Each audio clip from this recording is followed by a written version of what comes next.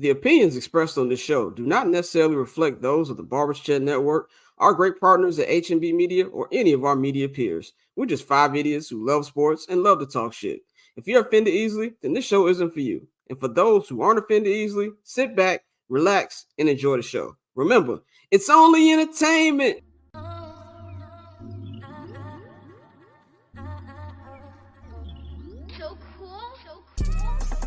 Triple double hat trick, I know the code too. Ice trade, go for trade, yeah, we cold too. Getting paper on these player haters, old news. Money on the other line, so I'm not gonna hold you. Money on the other line, so I'm not gonna hold you. Money on the other line, so I'm not gonna hold you. Money on the other line, so I'm not gonna hold you. Money on the other line, so I'm not gonna hold. My agent just said we made 100 flat. Make it back and make it stack. This like no Steven Jack. Put my rings up in the camera like I needed that. Up in the air and at the rim is where I meet them at.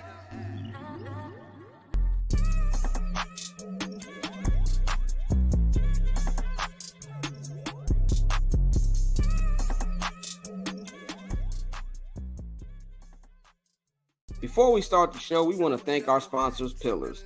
Pillars is the best clothing line in the Chicagoland area. If you're looking for a dope hoodie, a sweatsuit, shirts, shoes, or even stuff for your kids, Pillars is where you should go. You can visit any of their 4 store locations in the Chicagoland area or visit pillarsclub.co and order online.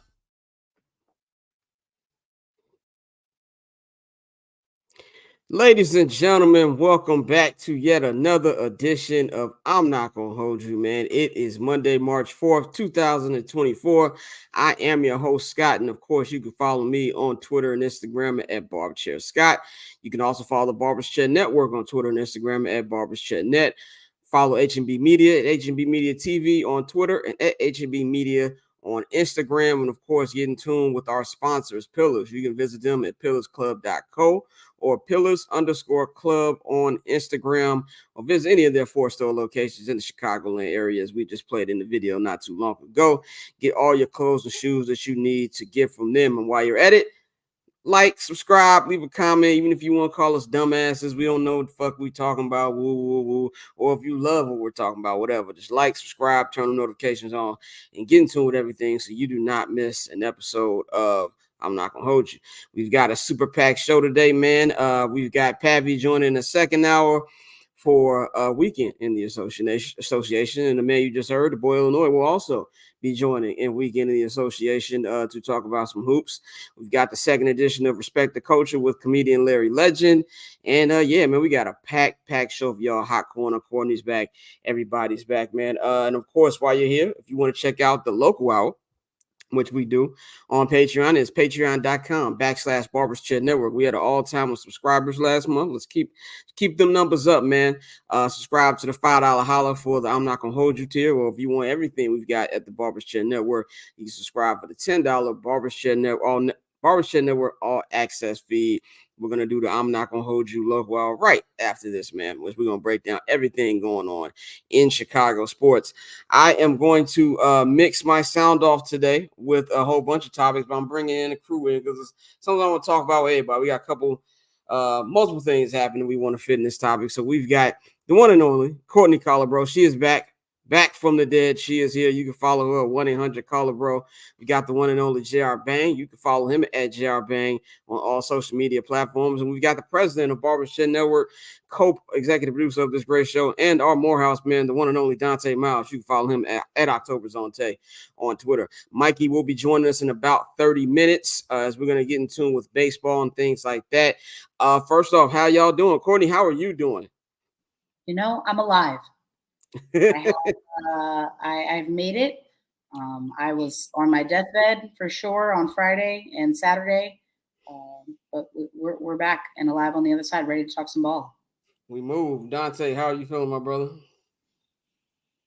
I'm upset for various reasons, but I mean, I'm trying to be positive and talk about sports today because you know the world ain't fair, but it is what it is. Yeah, I feel you. Bang. Hey, let's move on, fam. Today's been shitty. I'm in a great mood. I'm so sorry to hear that. Shouts out to Randy Wagstaff, man. Shout out to Randy You know Wagstaff. By the way, been trying to get him on the show. He follows me on Instagram, which is actually kind of crazy. It was funny. He said he was gonna come on the show, so I'm telling you, come on the show, man. Shouts out Come to on, Randy snitching ass Randy? Wagstaff. Yes. Snitching Snitching ass ass Randy. He's Randy. played by Maestro. He's actually a Chicago native. So he fucks with some of the shit we do. Been trying to get him on the show. So I've got a million wire questions. Come on to the show, man. We want to get you on, man. Yeah, man. So I feel I'm not having a bad day, but I was having a good day. Than something small happened that pissed me off. There's always something small to be like blowing, to be smoking my shit. Like yesterday, like this weekend, I spent $30 on like one of them USB thumb drives, like a 1 terabyte thumb drive, so I can actually take some of the clips we have from the show and put it on the damn hard drive, so all this shit ain't taking up all my Mac space and shit. This shit get here last night, and this bitch just not working. It's just not working. Like, and that shit really blew me. And then I had a minor issue this afternoon about some money that blew me too with a bank issue. So, yeah, I wish I was as in a good mood as Courtney is. But anyway, yeah, we move. Don't we all? Don't we all? Don't we all? Don't we all? We all aspire to be like Courtney. So let's just get into it, guys. Let's just get into it with a couple topics we got in the sound off that I want to talk about. First of all, on a serious note, man, R.I.P. the one and only Chris Mortensen, man. If you are people in our age, man, even people older than us, man. I remember when I was a kid, I used to be locked in Sports Center, NFL Countdown, NFL Live, sports reporters, like all these older guys who, really laid the foundation for stuff we're doing right now. And Chris Mortensen was always the guy who had the on the field scoop right before the big game every Sunday, especially in the playoffs. Back when it was him, it was Boomer, it was Tom, it was Jackson, it was all of them, bro. It was when they had the old school crew on there, Merrill Hodge was on there, just the good times with the early ESPN days, man. He was on Dan Lebatard a couple times, man. So we definitely want to send our prayers out to his family, for his loss this weekend. That was definitely a big loss in the sports, in the sports media community, man. So prayers up for Chris Mortensen, man. Definitely a legend in the game. One thing I want to talk about in our group sound off. Now, Bane put this in the chat a couple days ago. Did y'all see them dumbass Laker fans who broke into the Intuit Dome? Yes. At 3:00 in the morning, it looked like, and how I know they're Laker fans because they had Laker pajama pants on, and then it wasn't even a breaking in, like that's some nigga shit. But the fact that they recorded it, put it on TikTok, and showed their faces just shows how fucking stupid they are. Kids these days. Clout. Social media, man. Clout until LAPD knocking down their fucking door and gave up their identities. I'm about to say the studies we do on social media 30 years from now, when we finally like a full 50 years into this shit, it's gonna be insane. Like seriously, like for you to do some illegal shit, tape it, and we see this all the time. But to do something illegal, tape it, and then broadcast yourself and like, oh yeah, it was me. And they didn't even have a mask on, did they? No, they didn't. Silly as hell. Yeah, they didn't have no mask on, full face, when they're knocking shit down, shooting hoops. One thing I took from that was, this stadium looks nice as fuck when it's actually done. That was the one take I took from it. I'm just trying to. How did they get in there? Because they hopped the gate and they just walked in that bitch. Like some of the doors are not like, closed down. It's like behind a big site. That's crazy. You gotta hop that motherfucker and go down because everything in Inglewood is like on a fucking, not like a hill, like a smaller, not like Dodger Stadium hill, but kind of like that. Yeah. Some niggas have to jump, climb down, and then walk in there. So they probably thought that nobody's gonna actually do this with all the stuff. And the way the stadium is right now, it's very boarded up. So like they must have really done some early game plan, or maybe they're just in the neighborhood, they were bullshitting, and they saw an entrance, whatever. Because when I've been over there, it looks like it's really guarded. I don't even know how anybody could get in there. But the going in there is one thing. Taping it, showing your face all in the camera, that's completely stupid. That's dumbass shit. Yeah. It's an Instagram that I follow that looks at like that goes into like the Can buildings. You know what you're talking about. Yeah, and shit. And like the Can Midwest, I think it's the name. Like that, I'm down to look at that shit because it's very interesting to look at some of the dilapidated buildings that we have all across the world, especially in the Midwest. However, come on, man, like you going into that and you doing that, like, nah, man, your parents can't come up crying and shit talking about some, oh, Johnny was just playing around, he should X, Y, and Nah, Z. Nah, Johnny gonna be fam. standing around in juvie Steve Ballmer needs to go ahead and ban them and their family from ever for life. entering that building ever in their life. For life. You just fucked up all no all-star for you, nigga. This is dumb shit. And what's crazy, he probably gonna do the exact opposite. He could be like, you know what, they were young kids being, because Ballmer's that type of billionaire. He'd be like, they Ballmer were is just kids that kinda being guy, kids. though. He's Yeah. gonna have them courtside at the opening day. Nigga, watch. I guarantee you, they're gonna luck up. That's just the society we live in today. They're gonna luck up into some great shit. Watch, I guarantee you. You unfortunately are probably correct. Ballmer's definitely one of them guys. We know he's just a Clipper fan. Some shit. Well, like let's turn him into a Clipper fan. Yeah, he's a Laker fan. We need to turn him around. Like, it might be some stupid. And honestly, the Clippers need any publicity they can get because, nigga, I was in that building on Wednesday night when Bron and them boys came back. Nigga, that sounded like Game 7 up in that bitch. Like, I knew Kawhi Leonard was missing that game winner before he even walked down that court. I was like, nigga, there's no way he's making it. Like, they're chanting "Let's go Lakers" in your building. So they need any kind of publicity because the building is nice. Looks like it's nice. You got Usher performing there doing, he's going to be the first person to use Into a Dome, I think in September or early October for his tour. So it'll be cool. You got All-Star game coming, but this is a Laker town. How are you going to consistently get people to come out there and fill that stadium up? It's going to be different than SoFi. SoFi has 2 teams, and it's once a day a week. They have multiple games a week. So I don't know how many people are going to want to come all the way out to Inglewood to do that. So they might do that just like, oh, you got a fan here. That might be some shit that Ballmer does. But what if the stadium creates new fans? I think you get a couple, like kind of like with Atlanta United, where you had the gentrifiers who moved to Atlanta. They love Atlanta United. That's why it's always 70,000 motherfuckers in there. But when Scott, for the niggas that don't know, how far is Inglewood from like LA? Like in terms of like people who have to commute into it though. Well, it's in LA County. Everything is LA County, but the actual city, LA is weird because when people say it's LA, like Long Beach is LA, Inglewood is LA, Compton is LA, but that's LA County. That's why I never understood why the Angels are called the Los Angeles Angels. Anaheim is Orange County, aka the Florida of Southern California. Like it's not even the same shit. So like as far as like the actual city of Los Angeles, Inglewood's probably 15 minutes from like I actually live in the city of Los Angeles, but it's weird because I cross the street. I'm in Culver City. So that's just kind of like how the geography is out there, but it's in LA County. So as far as like from downtown, it's probably about 15 minutes from where Staples Center is at.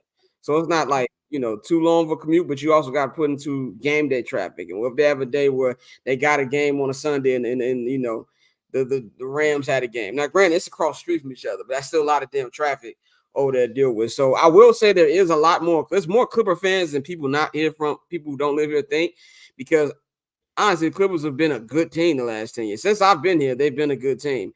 So they have that. I'm just want to see how consistently they're going to fill out that building, because they'll be selling shit out of Staples Center. Like there'll be a lot of empty seats in that motherfucker from time to time. So we're going to see about that, man. But let's move on to our next topic, man.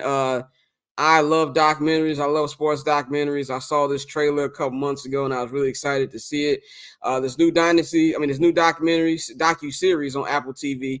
It is the Patriots Dynasty. It's called The New England Patriots, The Dynasty. It is a 10-part docu-series about the, basically the 20-year dynasty of the New England Patriots. As we have seen, that the last dance was a gift and a curse. And I say that because and I'm glad my man Dante I was right. Before we get to that, there was one more thing I was going to bring up. I did not see that text. Jason Kelsey, quick love to Jason Kelsey. Shout out to Dante for being a good producer. I completely skipped over there on the rundown. Jason Kelsey retired today, which we kind of knew he was going to retire. And stepped down and as the center of the Philadelphia Eagles. He's definitely going to be a Hall of Famer. Had a nice press conference in Philadelphia. It was about 35-40 minutes. And my thoughts on that. I think Kelsey's had a great career. I think that he definitely will be a Hall of Famer. I know it might be a little different for centers and offensive linemen, but I think he should be in there right away. And I think that, obviously Travis's success and the success of their podcast, which is probably got to be like the biggest sports podcast out there right now in New Heights. I think his second career is going to be pretty good as well, man. So salute to Jason Kelsey. Do y'all have any thoughts on Jason Kelsey before we move on to the next topic? I mean, No, no, it's not nothing. It's just as an offensive lineman, like we don't really necessarily like fall in love with offensive linemen. Like when they retire, it's just like, all right, man, peace. Go ahead and lose like 50 to 75 pounds. Every End up time. on TV looking skinnier than you was during your playing days and all of that. But I think at least from what I've seen, and now I've gotten a bit more insight because of some things than I probably would have. But from what I see from afar, you know, he's just like that lovable dude that everybody just like gets along with and everything. And seems like he's had the pulse of the team. And losing somebody like that on the Philadelphia Eagles, even though you're prepared to do it from we know you're about to retire today, macro standpoint, when the season starts, I think that's when you're going to really see the effects of this person leaving. Like, offensive linemen are normally the locker room glue guys that everybody gets along with. So it's going to be interesting to see, like, Jalen Hurts and the offensive line, how that offense works without Kelsey. Definitely a big loss, but, it's time. Rather do it now than stay another year or two and regret it. So I can't wait to see what he does next from a TV standpoint. Would love to see him on one of the networks, replacing some of these other older guys, what I'm saying, to give a new fresh look and a new fresh outlook on the game. I agree. When I saw from the Kelsey documentary they had on Amazon Prime, like beginning of last season, it's like you can't read some on more personal level. I know the Kelseys hear a lot of shit, but those dudes are like likable people to me. Like, you know what I'm saying? Like the cool white boys that you got, you know what I'm saying, who black people fuck with at the same time, you know what I'm saying? And they just like cool people. And I feel like his career, I feel like he's an NFL legend, but Philadelphia, that fan base they got over there, he's definitely gonna be one of those all-time Philly sports legends. He bridged the gap between the 2017 championship and his current crew that went to the Super Bowl 2 years ago. Courtney, Dante, y'all got any thoughts before we move on? Nah, I just liked his little shout out to his wife in there. I'm a softie for men showing their feelings about their wives. That was tight. Go Kylie. Look at Dante. God bless you, nigga. All right, we're gonna move on. We're gonna move on to the next topic. As I would almost skip Jason Kelsey, but like I was saying, the Patriots Dynasty documentary on Apple TV is 10-part series. They've been dropping 2 episodes at a time. They just aired episodes 5 and 6 this past Thursday night. I said that this one, even though I think it's a great documentary, we'll break it down in a minute. The Last Dance was a gift from the curse. And not to say the Patriots don't deserve a 10-part documentary, they do, because that's a lot of time. And then they were probably the NFL's most impressive dynasty just because of longevity. I mean, the dynasty started when I was 13 and it ended when I was like 30. So it was a very long ass time for a dynasty. Like, in fact, the first ever Super Bowl they won was my first Super Bowl party I threw. I was 13 years old. I thought I was that fucking nigga, bro. Like I had like, them index cards I made invitations from the index cards and I would like hand it out to certain people in school. My mom was like, you gotta invite everybody. And I said I would, but I didn't. There was a lot of I don't fuck with this motherfucker. Like, even at 13, I'm like, I'm gonna invite certain people.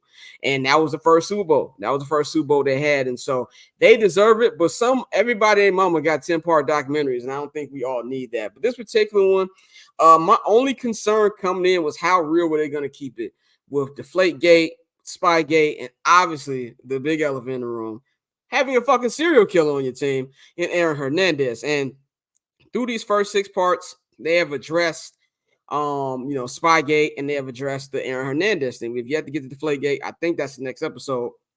But this to me is an outstanding documentary so far. First of all, Apple TV, everything they produce is just crisp. Like, I just like how it looks. Like, even when they do like the sports presentation, like when they have the baseball games, Friday night baseball, and I haven't watched any of the soccer games, but I've seen, if I click on it a little bit, I see the production value. So I really like what Apple TV does, and so you can just see it from this documentary they got. But they've kept it extremely real. They have everybody on here, like pretty much everybody, even the guy who pretty much did everything with as far as Spygate. And they really, really, really went in depth into the Aaron Hernandez thing, which shocked me, because the Florida Gators documentary on Netflix, I think it came out last summer. I think it's called Swamp Kings. Trash. If you want to look at it from just a football perspective, it wasn't a bad documentary. But there was too many other stories off the field that they completely ignored. They made Urban Meyer look like Jesus Christ.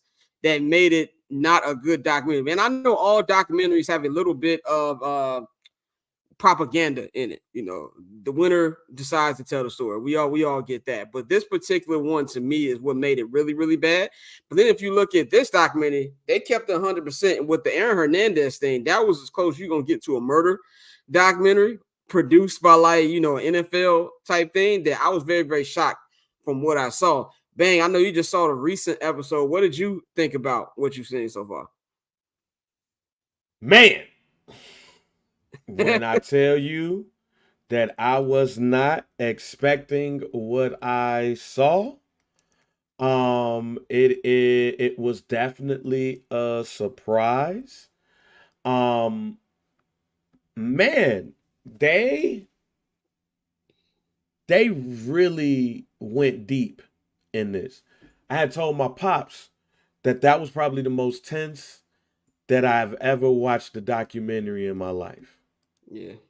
Because we knew what was coming, right? We knew what was coming. But then in knowing what was coming, it was one of those situations where you want to see how it was addressed, and then they went right to it. And Deion Branch was really like the key here. Really figuring out like how his role with the team was when it comes to Aaron Hernandez, and how he would talk to him and all of that stuff. So it was really deep. It was really deep, and I appreciate that. The ending got me though. Yeah. And no disrespect to Bill Belichick intended here, but there's his response, and then there's Robert Kraft's response. Yeah. And I think Robert Kraft's response was what a leader should do. More sincere. And Bill Belichick is not there in that case. And it kind of gives a good outlook. Not saying that he had to say anything outside of the realm of what was said, but sometimes just, and not saying that he had to apologize, but it came off. It came off to me. It came off a bit callous to the point where I'm not necessarily blaming Bill Belichick. They shouldn't have put his response in the documentary because it does not make him look good. Yeah. No, and I'm gonna take it a step further. The disrespect intended. That was some bullshit. Yeah. There we go. You got he made Mustache Man the fall guy. Dude said everything Bill Belichick should have said. That, you know, we saw the red flags and we said, you know what? The football side outweighs all of that. Be honest. If you signed up to do the fucking documentary, don't sit there and say, well, you know, that's just a sad situation and, you know, condolences. Especially when the nigga came to you and said, hey, bro, trade me to the West Coast because I don't need to be here no more. All right. Yep. I do think, you know, the way they angled it, especially because if you look at the name of the episode was At All Cost. And so essentially, you know, they said like, you know, this was a guy who told them, yo, I need to get away from here.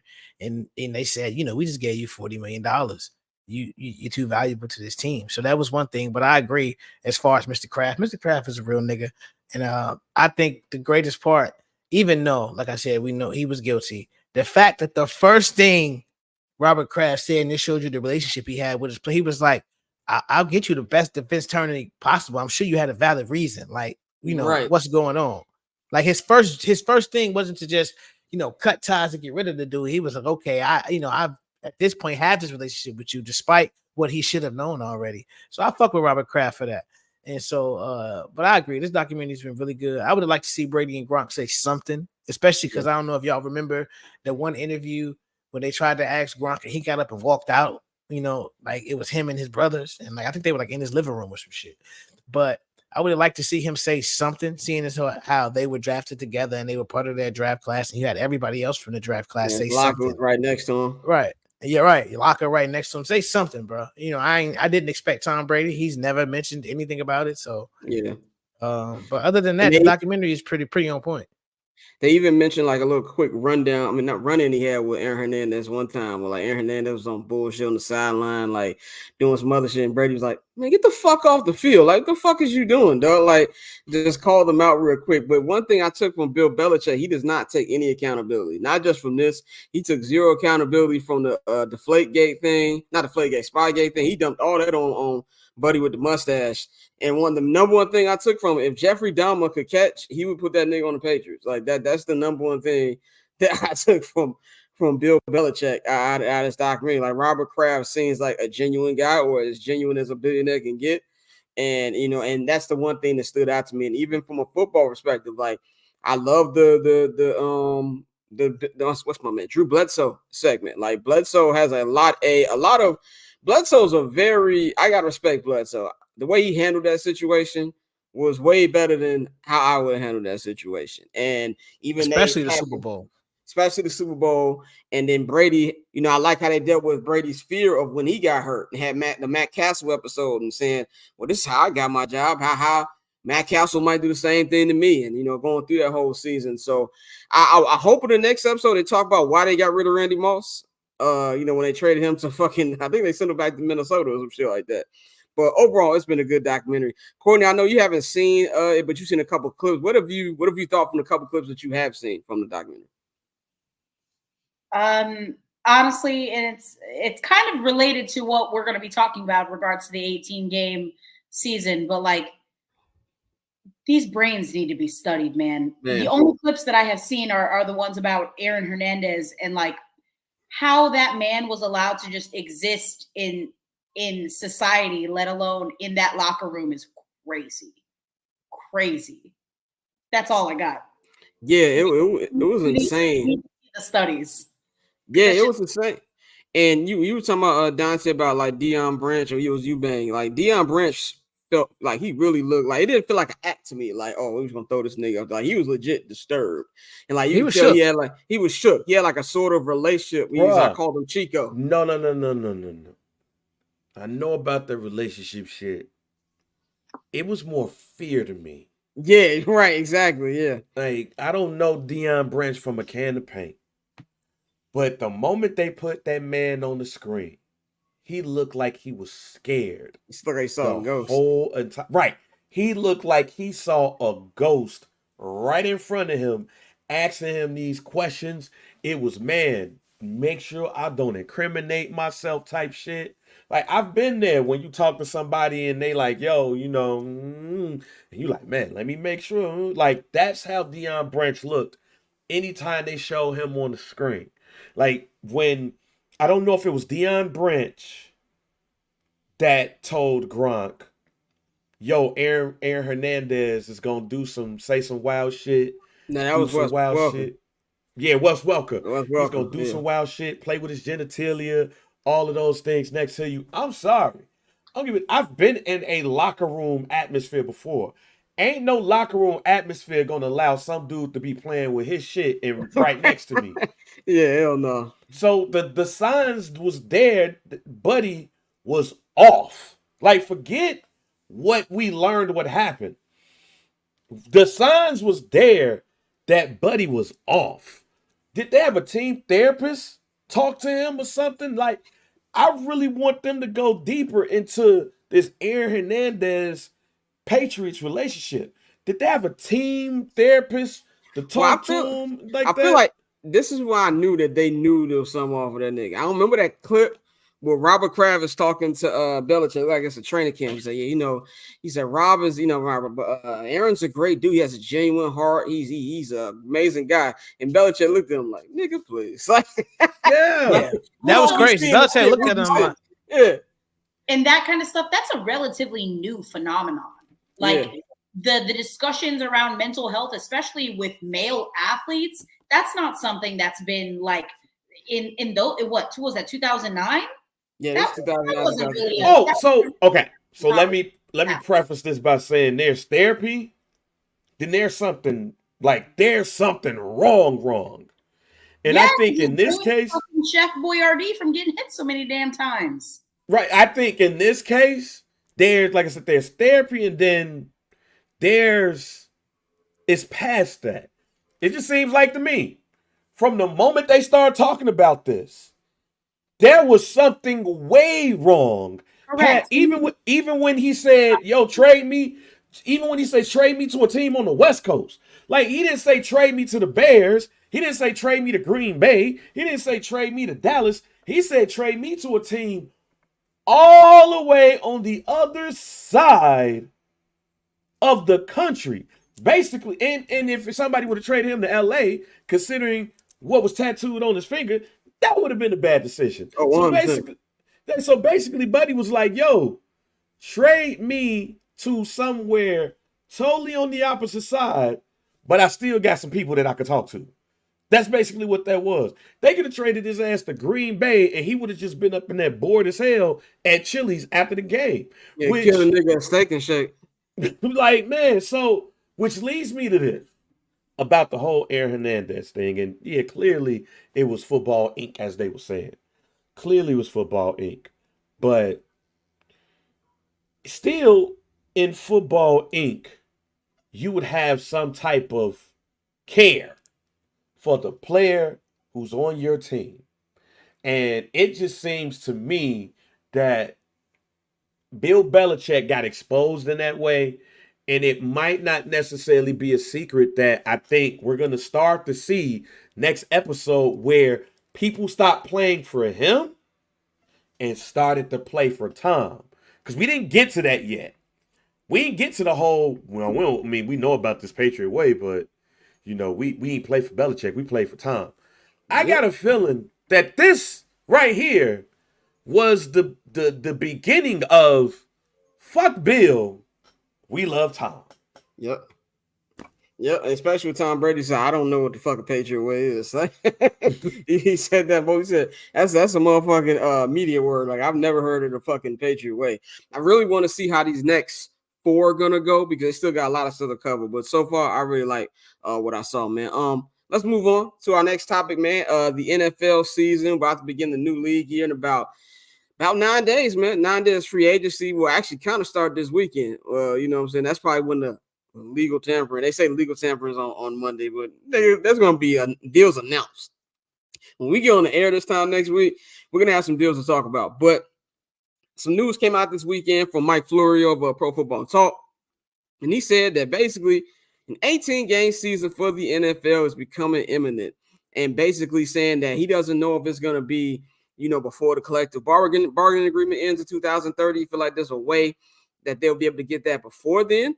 But he says it's pretty much just a matter of time before that happens. They're thinking that maybe they're going to have the trade deadline pushed back 2 weeks and that they're going to have maybe 2 bye weeks for each players. Courtney, you just said, like, they got to examine these guys' brains. I would think that another game doesn't really help that. What do you think about this particular change that's about to happen? You know, if I'm obviously thinking about it primarily from a player health standpoint, it's a terrible idea. Unless they shorten the preseason, which if they do shorten the preseason, give them 2 byes, and again, now I'm thinking about it from like a business perspective. I know they do tend to like give college football Labor Day weekend, but like, could you imagine having that Monday? Like if the Super Bowl was the Sunday before President's Day, do you see the vision? Yeah, I see the vision. I think Roger Goodell also might see the vision, hopefully. Yeah. And bless us with the 2 team buys throughout the 18-week season, 2 preseason games. That would be glorious. I'm not gonna lie. But however, again, player health, mental health matters. I do think it's mental health matters. Mental health matters. Yeah. Yes, for player health, it's a terrible idea. Yeah, for player health, it is. I'm sorry. What were you saying? No, I was saying, I was just piggybacking on what you said. For player health, it's god awful. As a fan, give me all the football possible. Are we going to have a Super Bowl where, like, literally it's going to end up being the healthiest team and the team that's still standing wins? That's lame as hell.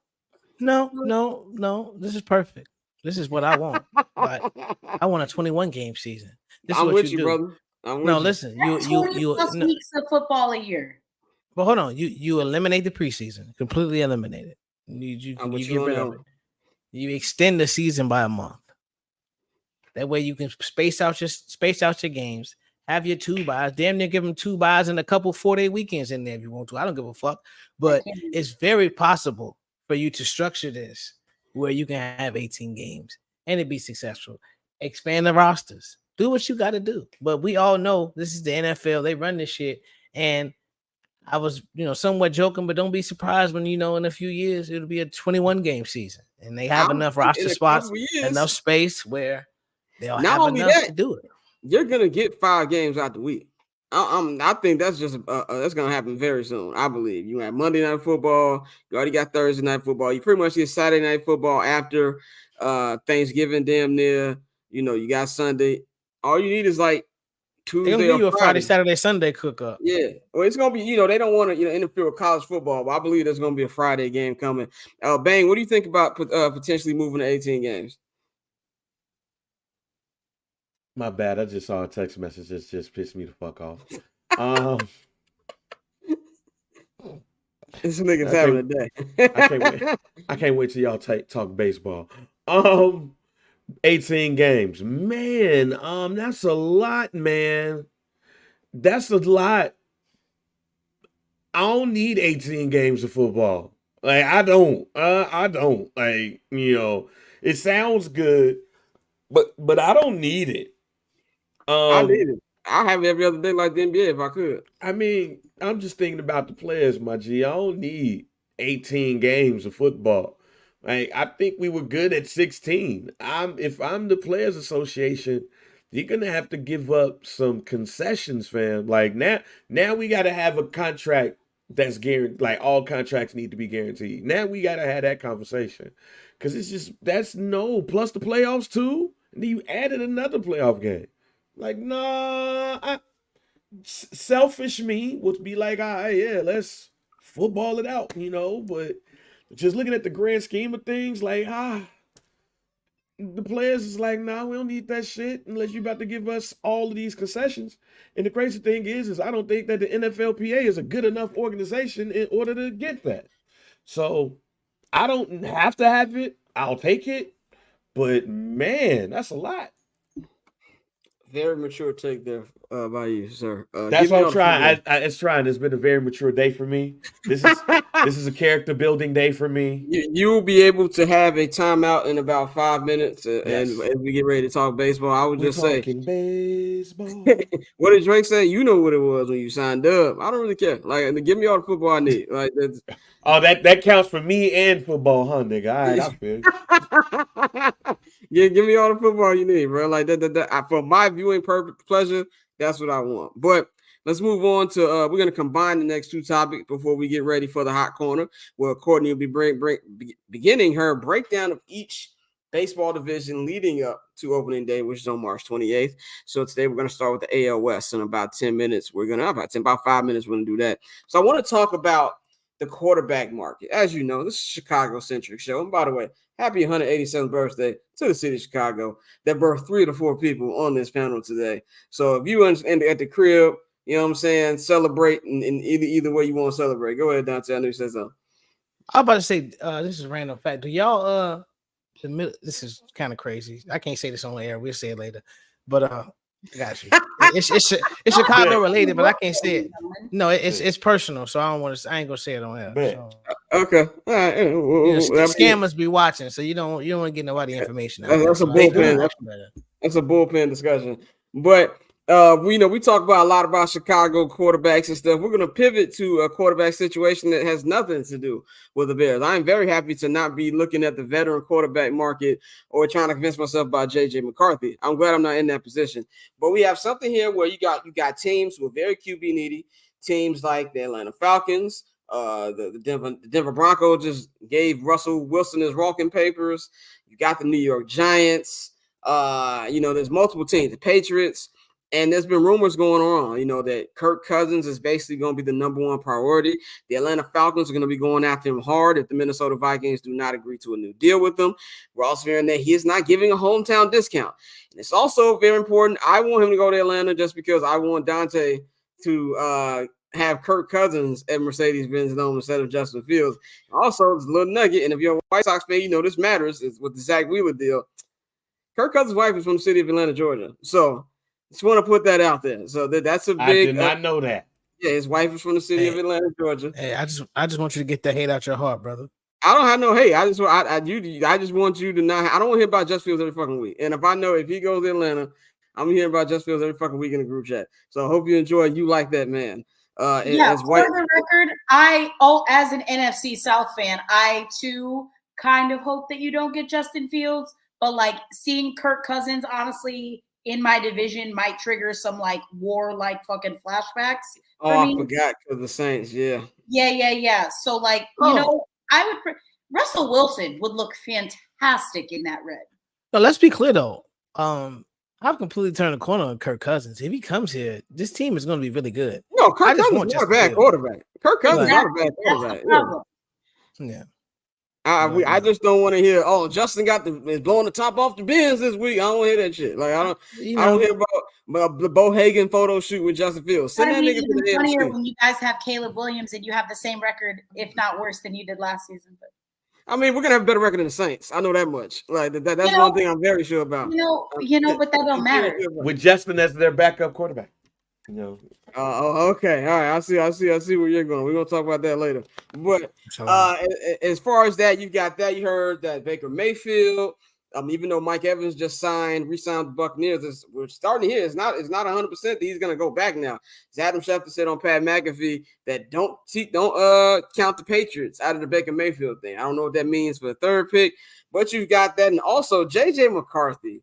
Now, there's always one random white boy, a random weak-ass white quarterback who gets gassed every fucking NFL combine, and J.J. McCarthy's that. And the funny thing about it is I think Phil Yates said this today on Dan Patrick's show. He said, I don't think that J.J. McCarthy's getting gassed because of his football ability. He's getting gassed because nobody else showed up to the fucking combine. And he feels like that would be a mistake if teams fall for that just because he showed up and he had a good interview and things like that. As far as the quarterback market, and then bang, you can go to your time after this. What do you think about the McCarthy news and Kirk Cousins being the big fish in this whole quarterback carousel right now? The McCarthy thing to me was expected. I was expecting, as long as he had a pretty decent combine, for him to be the fourth quarterback taken in the draft, and somebody's going to have to reach to get him. So that was expected. The Kirk Cousins to Atlanta thing, not knowing that his wife, is from the Atlanta area, is what I did not expect. When I look at the Atlanta Falcons, I do think they set up with Bijan Robinson. As I've said on here before, I'm not the biggest Drake London fan, especially for fantasy reasons. But hey, it is what it is. Kyle Pitts, somebody need to give him the ball. So then if they could get Kirk Cousins, they could use that number 8 on something else. But yeah, as far as the JJ McCarthy thing, I expected that, and kind of because he's from the crib, he's from LaGrange Park and everything. I'm happy for the kid. We gotta stop calling her the suburbs of the crib. Well, you're right. You know what I'm saying? But he's from the Chicagoland area. He's from the Chicagoland crib, But for somebody who went to 3 high schools, one of the 3 high schools that I went to, actually the one that I graduated to after spending 6 months there, is Lyons Township, which is not far from Nazareth and everything. It's good to see that, that LaGrange Park kid do great. But he's going to be the head coach of Nazareth when he turns 29 to 30. So, some team is going to fuck up. McCarthy Auto Parts coming soon. We got Mikey back. Mikey, what is going on, brother? What's the word? Y'all can hear me? Yes, sir. We can see the do-rag is shining. We are just talking about this quarterback situation, man, with JJ McCarthy's stock rising, and Kirk Cousins being the pick of the litter as well as Baker Mayfield. You were sending you were one who's been on top of this whole story, really, sending us links in the group chat. What do you think about the whole quarterback carousel going on right now and Kirk being the leader of the pack? Well, I mean, he's the most productive. I mean, stats wise over the years, he's accomplished. I mean, the Chicago Bears would kill for a quarterback to put up that production. So it only makes sense that a lot of teams in the league who are in what would be a win now mode. The Atlanta Falcons are basically in year 3, year 4 of their kind of retool, but it's time for them to win. in a winnable division. So I could see why they're looking at Kirk. Kirk is going to come in and give you 3,800 to 4,000 yards. He's going to throw some touchdowns. I think, Scott, you said it perfectly. Scott, you said, what did you say the other day? You said Kirk Cousins is going to guarantee you a first round playoff loss, Yep, so exactly. For a team that hasn't been there in a minute, I mean, it's kind of hard to argue, against at least taking a shot at him. As far as JJ McCarthy, we see it every year. We've seen it every year for the last couple drafts. There's always somebody that jumps up. I mean, I was a Zach Wilson fan when I was betting on BYU football at 11 o'clock Eastern in Miami when he was in college, right? I thought he was solid for a 3rd to 4th round pick. And then what happened? 2 months in college, beating up against some bum-ass teams, and he jumped all the way up. JJ McCarthy, now he played at a big-time program at Michigan. He was steady with the rock. He did what they asked him to do. He was a legitimate game manager. And I feel like it's really rare that you see in college young quarterbacks be limited to that, but that's what he was. And to Harbaugh's credit, it worked for them. But now he's jumping up into the top 10, and he's this year's quarterback that's jumping in. Last year was Anthony Richardson. You had two of them. You had a couple of them the other day with Trey, or the other year with Trey Lance and Zach Wilson. So I don't know. I think it's whoever doesn't get Kirk Cousins or Baker Mayfield is gonna try to trade up to get JJ McCarthy or a Michael Penix Jr. And then from there, we'll see where the rest of the quarterback seats fall. Dante, give me a quick answer on what you think about this as far as everything going with the quarterbacks. I mean, we see it every year. We see, the combine, we see the workout warriors succeed. And I think with JJ, it's really more so of people, they haven't held the fact that he was in the Russian offense against him. They're saying, had he been in a place like LSU, I saw somebody say today, I think it was Tenenbaum, whatever, but they were saying, had he been in a place like LSU or a place where they actually threw the ball, that his numbers would have been better and his stock would have been better because of that. So we'll see. It's a matter of where he goes. I think, JJ may be actually one of the people, depending on, if he goes to a situation where they already have a starter in place where he can actually sit and learn. And I think that may end up being the best thing for him. I know we saw Drake May say it, but he said, I want to play, but sometimes that may end up being the best thing. So we'll see as far as JJ goes. I think Michael Penix, people saw his medicals. He did better than a lot of people thought. So I think that may help him, but he's a day 2 type of guy. Somebody I think people will draft and stash more than anything. I don't see anybody giving him an opportunity to be a starter, but I think they'll definitely get to a point where whoever does draft him, he could, be penciled in as the backup on that team with a shot in the future. So, but yeah, it's a typical thing. I mean, bro, we live in an era where we saw, Achilles Smith and Joey Arrington go 1-2. So, like, they'll make shit happen if they have to. People will reach on a quarterback. It happens every year. So it's just a matter of, if, not when. The Jets are hoping when, not if, would have popped Achilles play as well because they reached with Zach Wilson. But anyway, let's move on to our baseball coverage, man. It's time for The Hot Corner, hosted by the one and only Courtney Colorado, as we are here to talk about some baseball. The first of her many MLB division breakdowns, man. Gonna give the floor to your host now. Yeah, so every Monday and Friday between now and the beginning of the season. So what day is that? Now through the 22nd will be our last divisional breakdown. We're just going to be previewing all the divisions. So Mondays, we're going to do American League. Fridays, we're going to do National League. We might switch it up a little bit, but I think it's best to just go in alphabetical order like that. We're going to move from West to Central to East. And then the Monday before opening day, we're going to all just get together, do a big preview of who we think is going to win MVP, Rookie of the Year, Gold Gloves, all that kind of good stuff, and who we have in the World Series this year. So figured it was only fair to the reigning World Series champions, the Texas Rangers, to start with the American League West. Also considering that the last 2 World Series champions have come out of that division, that it was only fair to start there. Figured it would be a good time to just start going from the bottom of the division and working our way up. And I know, Mikey, we might have some conflicts about maybe the top 2 teams in the American League West, but I don't think there's a whole lot of conflict about who's going to be the last place finisher in this division. What do you say? The soon-to-be Las Vegas A's? Yep. 100%. 100%. I mean, shout out to that man, Ryan Noda. Shout out to who else they got? Seth Brown, Zach Geloff. But yeah, outside of me, sickly betting on the Oakland A's on the West Coast game, the last leg of a parlay, I will not be watching a lot of Oakland A's baseball. Correct. For the record, PECOTA standings from Baseball Perspectives have them actually having a slightly better season than they did last year. Last year, they finished the season at astounding 50 and 112. This year, they are projected to improve by 14 games, finishing 64 and 98 this season. What do you think? Over 64 and a half wins? What do you think, Mikey? Over 64 and a half. Maybe we're looking at 62, 61. It really all depends on their starting pitching.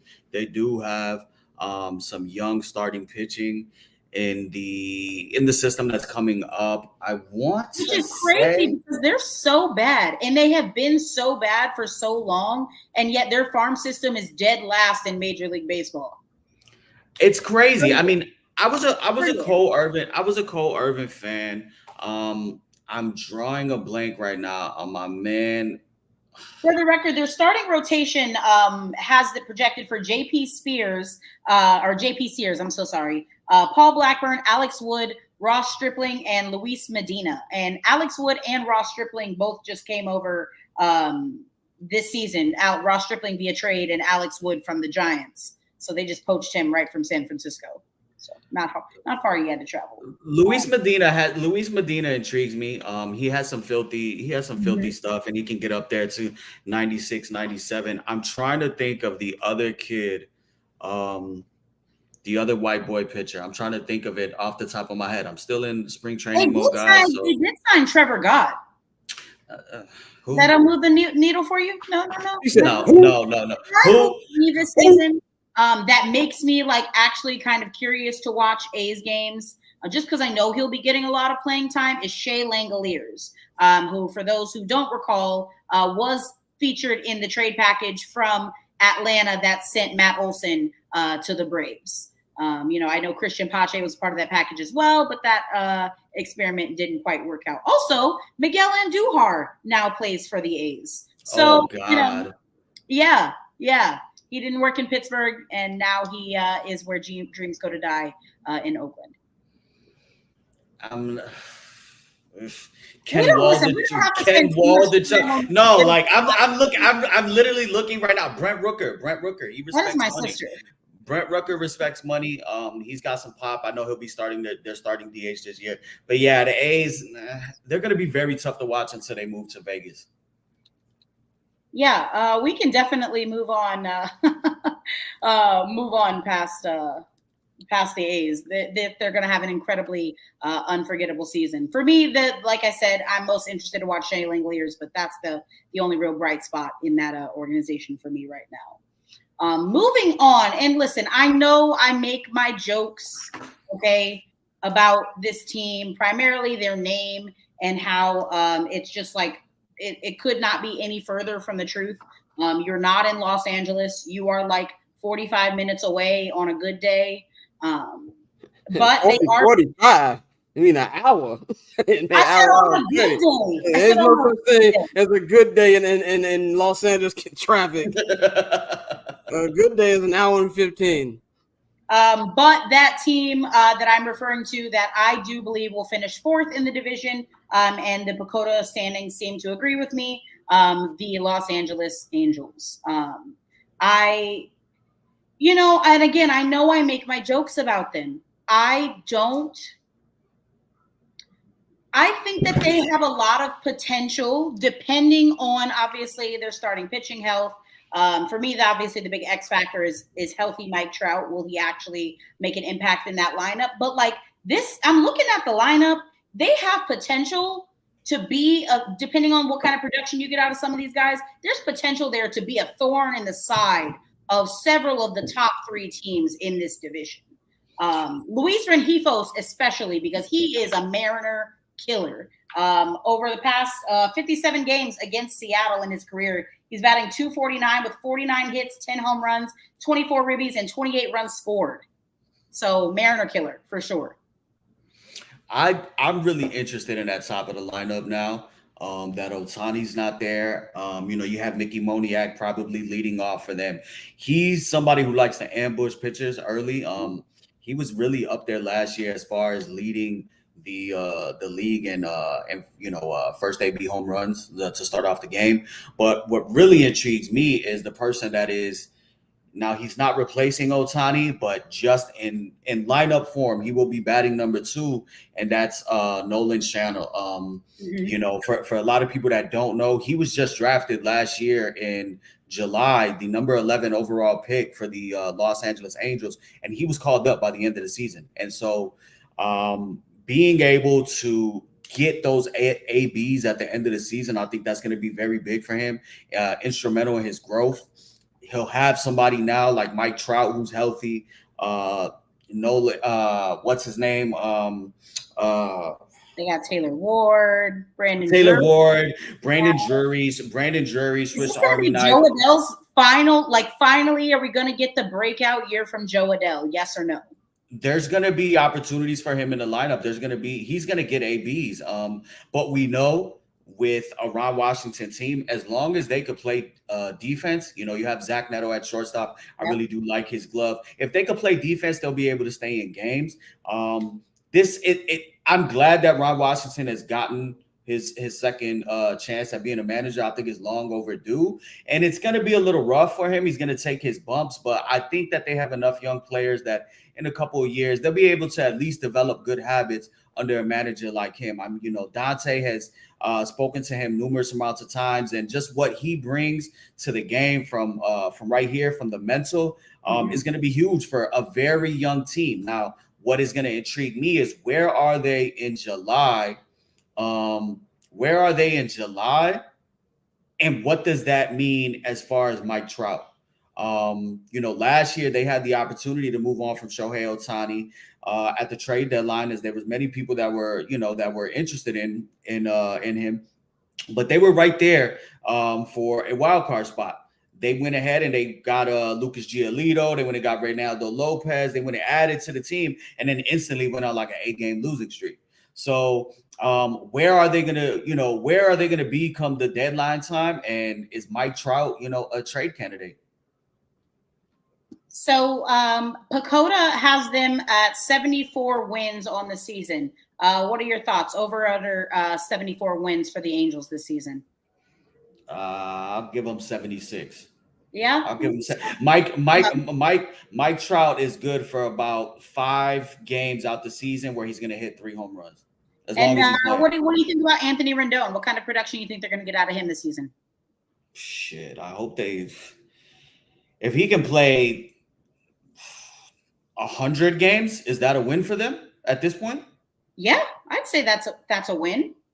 I think he's going to be instrumental for somebody like Ron Washington. Ron Washington is going to hold them accountable, and he's going to expect him to go ahead and be there for a Zach Neto on that left side of the infield.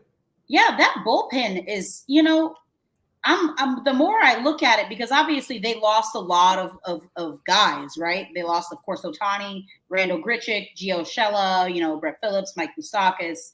But the bullpen, they got Robert Stevenson from Tampa, Adam Simber. They also have Zach Plesac now. They do lose a starter, or I know I crack my jokes about the Angels, but that's a little interesting. That's something to watch as the season goes on. They also have Adam Kolarek now too. So just something to watch. They could, like I said, could be a real thorn in the side of a lot of the top 3 teams in this division. Could really mess with, especially if we get into a situation like last season, where there's fluctuations of who's going to win the division going into the last weekend and last series of the season. And I really think we are going to get there. I think so too. This division is going to be a dogfight, especially between these top 3 teams. The next one, and I'm clearly a little biased, but it was hard for me to put this team at number 3, and the only reason why I put them as my number 3 team, is just because they are competing in the same division as the Texas Rangers and the Houston Astros. So the number 3 team that I think is finishing the division is the Seattle Mariners. Dakota has them finishing the season at 85 and 87. That is a decrease from 88 wins and 74 losses in 2023. I will say, on paper, I'm taking their top 3 starters over anybody. They got Luis Castillo, Logan Gilbert, and George Kirby.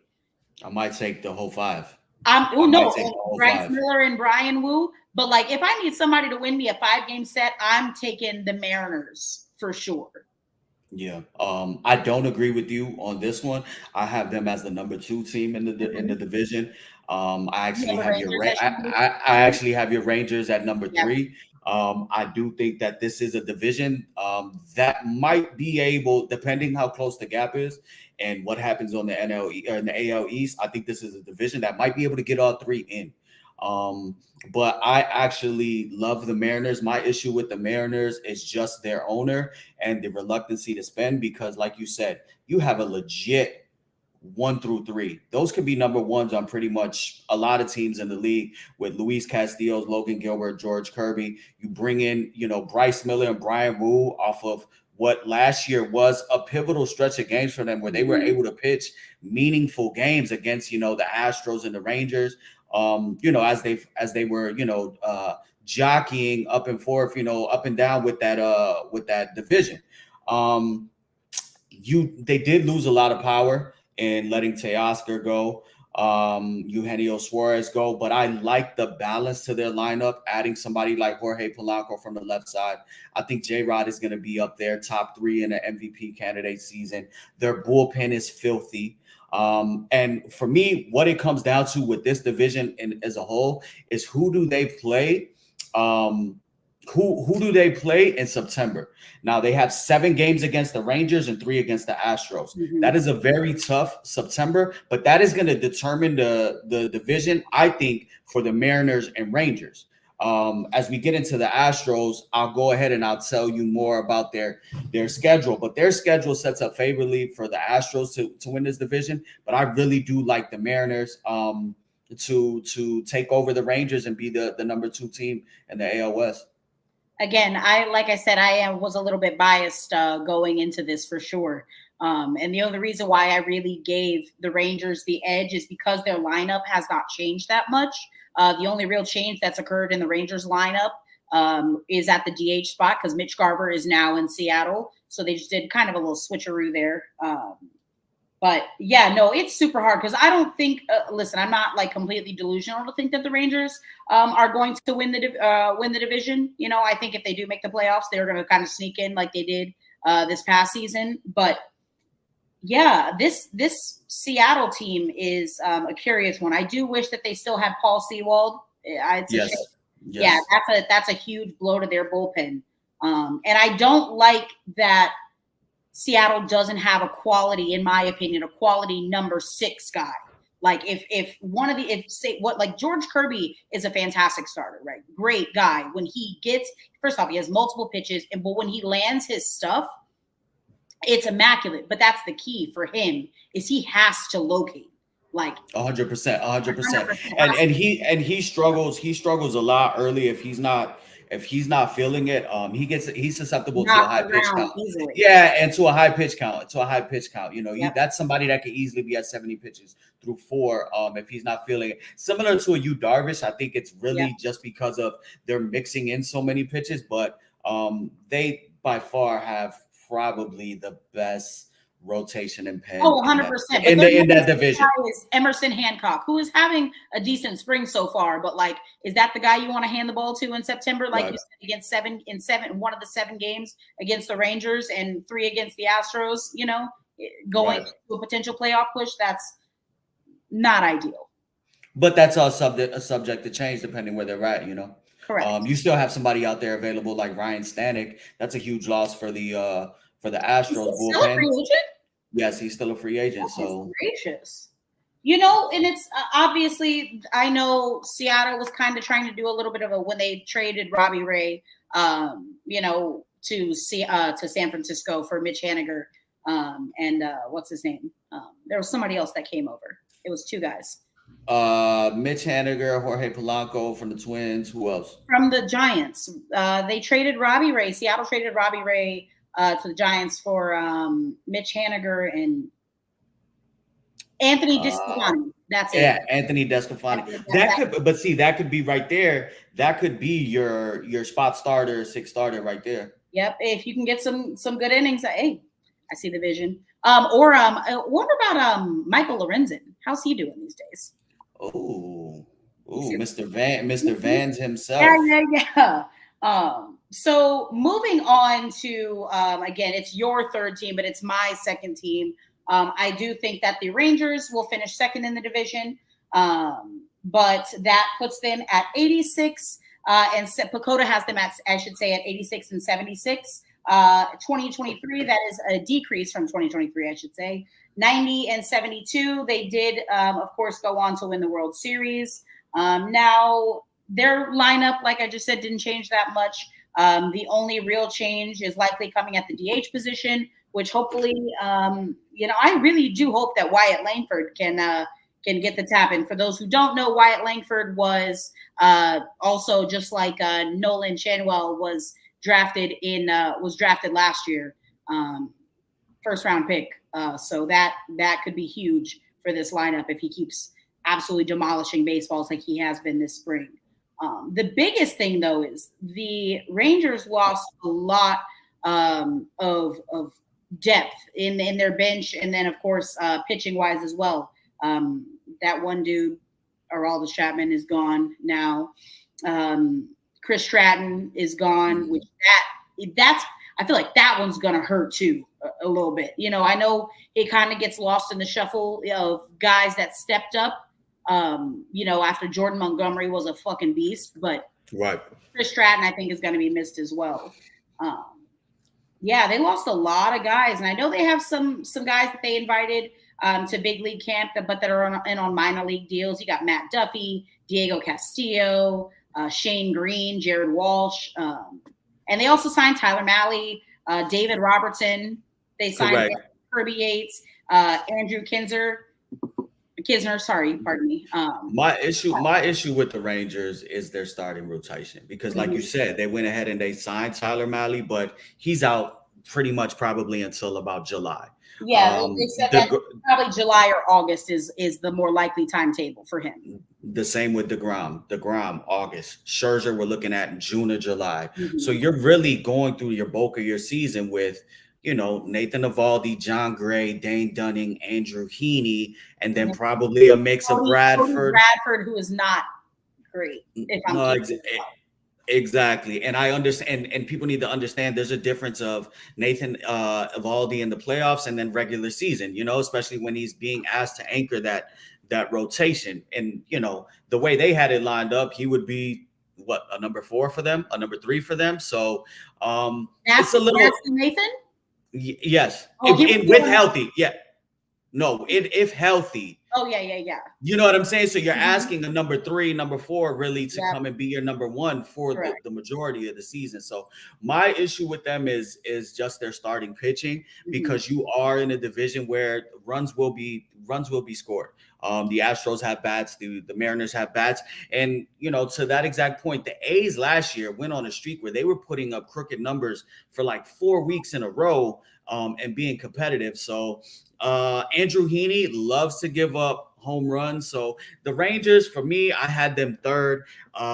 Their offense will be able to keep them in games. I just don't know if their pitching will be able to sustain to sustain that for a full season or until they can get some of those horses back. Yeah, 100%. And I hope it doesn't end up in another situation where they're using guys from the bullpen like they did last season, which, listen, it was awesome to get, multiple outs, more than 3 outs out of Josh Boers, more than 3 outs out of Jose Leclerc. Those guys were up there throwing freaking, trying to get 5, 6, sometimes 7 outs at a time. That's not what those guys are built for, So hopefully it doesn't come to it. If they don't sign Jordan Montgomery again, which in my opinion, and again, this is something we didn't get a chance to talk about, the Scott Boras impact right now and how the market is responding to the tax, that they normally pay his clients. Listen, like 3 years, dude, like, yeah, we can't make that rock. Like, I just feel like we're in, and listen, obviously, I don't think that it's necessarily going to happen again like it did last season. There were a lot of factors that came into play, but like, just that one guy can make such a big difference. I think in the end, they go ahead and get a deal with Jordan Montgomery. I think similar to probably Cody Bellinger. The way this shit has been going the last couple of weeks, we get off the show and somebody fucking signs at 2 a.m.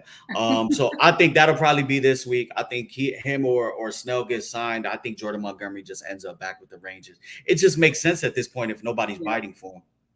Random, where do you think Blake Snell's going to end up? Oh, I think with the Giants. Yeah, I think with the Giants. I would like to see. And listen, I mean, they have Robbie Ray, which when they made that trade with Seattle, it wasn't necessarily like a salary dump move for either team because both Mitch Haniger and DeSclafani combined were owed about the same amount that Robbie Ray had left on his contract. So for the Giants, they just clear a roster spot, right? When they gave those moves up. So, I mean, yeah, it's not like they can't afford him. He didn't sign Brandon Crawford. Like, I can't say that I don't see it. It's not a bad move. Yeah, I think that's where he ends up. I think, and with that connection, with Boris just getting that deal done right now with Chapman there, I think San Fran is a good spot, like a good launching pad for certain players to go ahead and put up some numbers, and he can still be a trade candidate or opt out at the end of the year. But I think it's going to be similar to what we've been seeing, these 3-year deals with an opt out after the first 2. Yeah, let's all just like have a moment and like bow our heads for our dear friend in Anaheim, Perry Manassian, who is actually not a bad GM, right? Like, contrary to popular belief, the guy's not bad at his job. He just has the misfortune of having a owner like Artie Moreno, who doesn't want to spend the money on quality pitching. Because, like, imagine if they paid Blake Snell, right? Like, right. What else are you guys doing? That would, if the Angels signed Blake Snell, then I would have no choice but to, like, do they have angels.tv? I would have to subscribe, like, I would have to. But moving on to our consensus number 1 team, as we've quickly established, the team that is projected to win the American League West, according to the Dakota standings, at 95 wins and 67 losses. That is the Houston Astros. Similarly to the Rangers, there's not a whole lot of transformation in their lineup. The only real change is coming at the catcher spot. They got rid of, finally, like, again, I'm not an Astros fan at all, but I just, for the life of me, could not understand how Martin Maldonado, like, he had to have been blackmailing somebody. There's no way. What do you got against Puerto Rican catchers? There's just no, I'm so sorry. Watching that man, that was one of the, like, cringiest experiences of the past 2 seasons of, like, truly honing in on Astros baseball. Yeah. It was painful. Like, and there's no, respectfully, his defensive metrics do not constitute the need for basically having a strikeout or an out, every time he comes up through the lineup. It wasn't worth it. So I'm glad that Yainer Diaz is finally getting the catcher spot that he deserves. And they also went and picked up Victor Caratini, though. Correct. So that's another. They solidified that spot there. I think really the only major change with them is just out of the bullpen, losing Hector Neris to the Cubs, and then Stanek, like we said, Which is the Hector Neris one still blows my mind because he didn't get that much money. He got what, like $9 million? But that's a lot for 1 year. That's a lot for 1 year for a reliever. But Hector Neris was a quality reliever, you know. Right, it just was. It was disappointing that he left, especially because he was nails in their pen. So that was a shocker for me. But kind of like the Rangers, my biggest question mark with the Astros is the pitching, the starting pitching. Obviously, we know that Justin Verlander is off to a slow start, but they've been incredibly cryptic about when he's going to get going, when he's going to finally be able to join the team and start pitching. JP France, also one of their starters, possible starters, you know, not necessarily someone that they hope to rely on. But the biggest question for me out of that rotation is Framber Valdez. Which Framber Valdez are we going to get this year? Are Astros fans going to get this year? Are we going to get lights out Framber? Yeah, no, that's a tough one because he is so volatile. You know, because he's really a ground ball pitcher, but when he leaves it up, I mean, they hit him and they hit him hard. So I'm interested in seeing the growth from Hunter Brown because he's going to have to take on more of a role in that rotation, taking on some innings. You know, you got Christian Javier, Jose Urquidy. At some point, they'll get Lance McCullers back. I'm not really worried about their rotation. I think I'm a little bit more worried about their bullpen. Their bullpen and losing those guys, Ryan Stanton. They did pick up Josh Hader, so that is big for them. $5 million.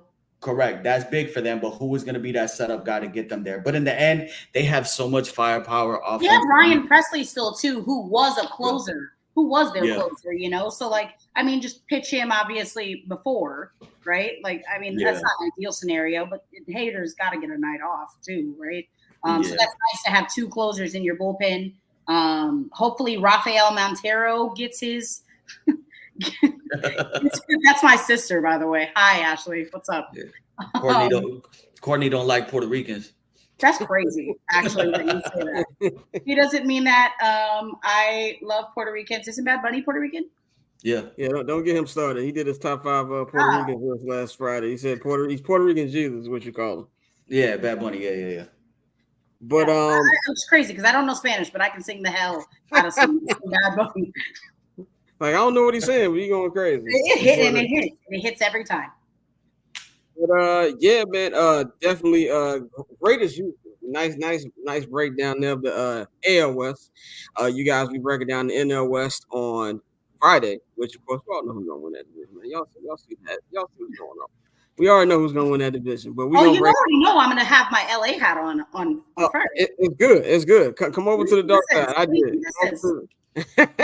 We're gonna break that down, man. But Courtney, you can follow her at 1-800-CALLER BRO. She will be back on Friday. Mikey will be joining us later in the show, man. So definitely good baseball talk. We have a lot of that going Always on. Good. Mikey, such a pleasure. Can't wait to break down some more baseball with you, not just the rest of this month, but this season. Let's get active. Definitely. Let's move. Let's pivot real quick. We're gonna get to the National Basketball Association, which you have weekend in the association with the one and only Pat Vito. You can follow him at Pavy World on Twitter and Instagram. Man, Pat, what's going on? How you feeling? Doing pretty good. And we got a special guest here. We've got the one and only, the man who does the intro of this amazing song we have here. My brother, the one and only, the boy Illinois. Let's make some noise in my noise voice. Let's make some noise. Make some noise for the boy Illinois. Yeah. What's up, man? What's up? What is going on, my brother? We got Bang back in here as well. This is damn near Windy City Underground reunion up in this bitch. Basically, except I was less stressed then. Less kids. Yes, that too. Oh man, but we got a lot of stuff to get into, man. Illy, glad you could join us. I'm not gonna hold your theme song. Should be on streaming soon, right? At the latest by Friday, the full version. Okay, cool. Dante, my vocals sound good. Mikey told me I was in and out. Am I sounding good now? Yeah, you good now. Yeah, you solid, G. You solid. All right, Perfect. All right, cool. So let's just get into our NBA talk, man. Crazy weekend in the association, man. LeBron James crossed 40,000 points. Wemby is showing niggas that he is very unfair. A lot of shit going down. And the Minnesota Timberwolves are worrying me. As somebody who is watching these young guys to see who's going to be the next team to, take these old geezers out, which is the Los Angeles Lakers, the not even a team, but like the era of the LeBron James, the Steph Curry, the Kevin Durant, which is going to be the team to usher them out, man. So before we get to the new, let's talk about the old. Mr. LeBron Raymond James crossed for 40,000 points this past Saturday in Staples Center in a classic Los Angeles Lakers fashion. They still lost that fucking game. Now, one thing I've noticed about the Denver Nuggets, these motherfuckers can go on a tear very quickly. We saw it in the last game with Staples Center, and they did it again this time. Michael Porter Jr. didn't even miss a fucking shot. As we're going to go around the room, I'll start with Pavy. It's a two-part question for you. One, what do you think about LeBron's achievements of crossing 40,000? First NBA player in NBA history to do that. They actually showed the commercial from his first game, which I vaguely remember. I know I was a freshman in high school, and they had like Wilt, Magic, Bird, Jordan, Shaq, Kobe, LeBron, and he kind of surpassed all of them. So my question is, what do you think about the accomplishment? And does this mean that he might get a statue to join outside of Crypto.com arena? What you think about, Pav? As far as the accomplishment, I mean, obviously it's great. I mean, it's even hard to even think about somebody scoring 40,000 points. I mean, number one, I just think the level of consistency that you have to have, the level of showing up and being great every single day. Also, the durability. Like, in order to score 40,000 points, you basically got to get 25 points every year, never have no major injuries. So it's just a testament to everything that he's done. It's incredible. This might go down as one of those kind of unbreakable sports records. I just based off the fact, like, yeah, even though we are in the era of, people scoring more points, number one, he's still not done. He still may play 2-3 more years. Like, when he's done, he might have scored 44,000 or 43,000 points, depending on how long he wants to play. So, I mean, obviously, it's just incredible. Like, to be able to do this for people to, like, I actually remember that commercial that you're talking about for that to play, and then you look up 21 years later, and he actually did all that. Like, if somebody tells you LeBron James is the greatest player of all time, you can't argue with him. Like, he might be the greatest player of all time. It's basically just like a matter of preference at this point. As far as LeBron getting a statue outside, I don't know if he's going to get a statue outside.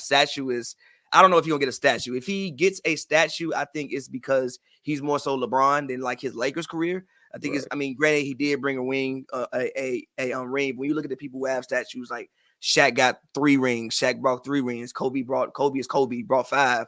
Kareem is Kareem. He brought, I don't even know how many rings. And, but I do think he'll get his jersey retired as a Laker. I think that is fair. I think his Lakers tenure has definitely been, I mean, we have to remember what the Lakers were before LeBron signed. Like, it's not like this was some great franchise, like, well, great franchise at that point in time. So he took on a lot. I feel like he brought the Lakers back to at least being they won a ring. So it's like he kind of brought the Lakers back. So I don't know about a statue, but I definitely think he deserves to get his jersey retired.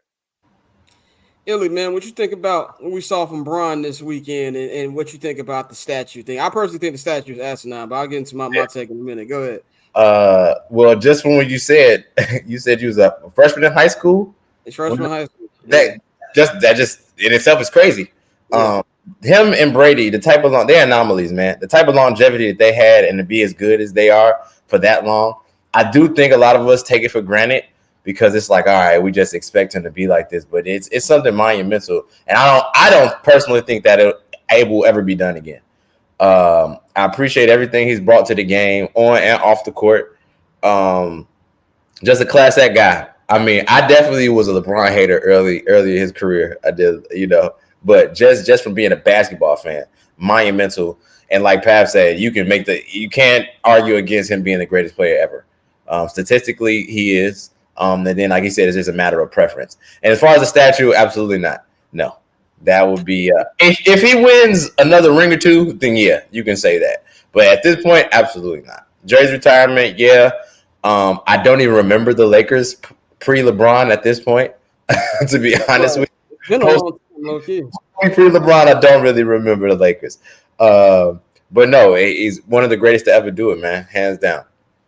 I think me and Pav, we remember the early Lakers as Pavy named them the High Tribe. Nobody was literally the High Tribe. You would see them in High every single Sunday. Every single Sunday. Hey, you know, if anybody know, Pav. Pav, remember we went to Playhouse for my birthday like in 2017. They lost to the Jazz. As soon as that plane landed, we see Jordan Clarkson, tall ass, coming up in there. They lost that night. Jordan Clarkson was in the club with us that night. Yeah. This was the Lakers team LeBron chose to come to. I mean, I look at it like this. You talking about the LeBron hater. I've been a LeBron hater. I just recently retired that crown. And recently, as in last week on this fucking show. But it's still in me. Don't get me wrong. I can go on a rant if I want to. And my cousin Dan almost got it out of me on Friday. But my thing is this: looking at it, man, like you just said, Pav, too. Like, I think he'll never be my GOAT for reasons I won't go over for the 100th time. But he will have the greatest statistical career in NBA history. He will have the title of being the person who did it the longest and did it the best, the longest, kind of like a Tom Brady. And at this point, man, it's kind of like what you prefer. Like, I prefer Michael Jordan. I prefer people who won more in June. That's just my personal preference. But I'm no longer at the point. I used to be at the point where somebody says he's greatest player all the time. I would just be irate. What the fuck are you talking about? You don't know hoops. Now I was like, okay, that's how you feel. That's your choice. You know what I'm saying? It's like asking, like, you know, which Friday movie you think is best. I personally think it's Friday After Next. Some people like the first Friday. And I think that's where it is, kind of like with LeBron. As far as the jersey, he's 100% going to get his jersey retired. Statue, I think, is asinine. And just because it's the Los Angeles Lakers, and I'm going to go even further. I got to say this. 3 statues for Kobe is much. I'm not going to lie to y'all. I had to say it. It's been on my heart since the first one got announced. 3 is a lot. We can just keep the 1 or 2. I'm cool with 2. 3 what? He's getting 3 separate statues. Kobe is getting 3 separate statues outside of that already cluttered Staples Center front for already. What? Like, well, he's got 1 with 8 with the 81. He's getting 1 with 24, and he's getting 1 with him and Gigi will be on there. And like I said, I love the idea. I think it's a lot. They should have made that one and just gave it to Vanessa. We don't need to really. I'm gonna do shut that, up because I don't want to sound insensitive. It's all right. No, for real. Like, the idea, I making it. Yeah. The idea I like. I don't personally think you should have that. I mean, you already got Shaq out there. You got Magic. You got Jerry West, Kareem. You got a couple. You got Gretzky. Front, bro. You got Gretzky and 3 other Kings niggas I don't know. You got my man Chick Hearn. Like, yeah, they got a whole hockey side there. I know Wayne Gretzky, obviously. Wayne Gretzky is out there, but like I don't know the other 3 Kings niggas they got from 2014. Well, the Blackhawks should have repeated. And that game 7 overtime goal shouldn't have counted, but I'm not going to rant on that. Anyway, they got a statue outside of there. So I think it's a little much, but I like the sentiment of where they're going. But LeBron statue, no. Jersey, 100%. He should 100% get a jersey because of what he brought to this Laker organization. But, yeah, and like I said, like Orlando said, like, fucking Big Game James ain't got a statue. Like, what are we doing? Like, if you're going to do that, and I saw somebody on Twitter say, well, Elgin Baylor has 1. Jerry West only has 1 championship. Let's be real, man. Like, this is what it comes to the basketball knowledge of the thing. Jerry West is the Lakers, bro. Like, you know, let's be real about that. Shout out my man Jerry West. Jerry West, as somebody who I really can't even eat ice cream no more, and I'm going on a tangent, but I'm going somewhere. To see this 85-year-old nigga just, first of all, the most in shape 85-year-old dude I ever seen in my life. Every time, Pavy can attest this, every time there's a Clippers game, this motherfucker come in, he say hi to everybody like he not the logo, get his ice cream, he'll just sit and talk to you like. He will literally have a whole conversation with like he not Jerry West. He talked to me and Thomas and talking about that motherfucker Tom Brady ain't retiring. I was like, oh shit, when the time was real. Like, so shout out to Jerry West, man. Like the fact you said, well, he got a statue, it's a little bit much. So I think if LeBron can find a way to get another championship, okay, maybe. But where it is right now, I don't think so. Bang, what do you think about what LeBron did this weekend, and you know if he should get a statue outside of crypto? Now let's start with the statue shit. Hell no. This is no diss or anything like that to LeBron. I just think if he gets a statue there, then he should definitely get a statue, and he should have 3 statues if this is the case. As a matter of fact, we should just do it like, you know, the NBA did Michael Jordan. Well, some teams did Michael Jordan and just retire his jersey if that's the case. And I'm sorry, I might be, still one of the few people that feel this way. But I don't give a damn about that intramural championship. I just don't. I don't either, nigga. Okay, there we go. I don't give a damn about the Dodgers intramural championship either. Okay, this is a safe space. Gettable. All right, this is a safe space. Thank you. I appreciate y'all. I don't give a damn about that intramural championship. I will call it an intramural championship. And if somebody were to ask me why I call it, they should just call me and I'll explain it. And then they will get to understand why. I don't care about that championship.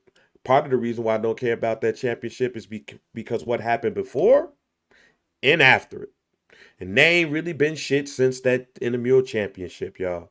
Let's just be real. I think Charles Barkley, that shit that you put up on Insta stories where you was talking about, you put that video of Charles Barkley questioning why we be talking about Golden State and LA. Yeah. I think that was one of the realest clips in NBA commentating history, because why are we even having a conversation about the the Lakers and LeBron James and a statue?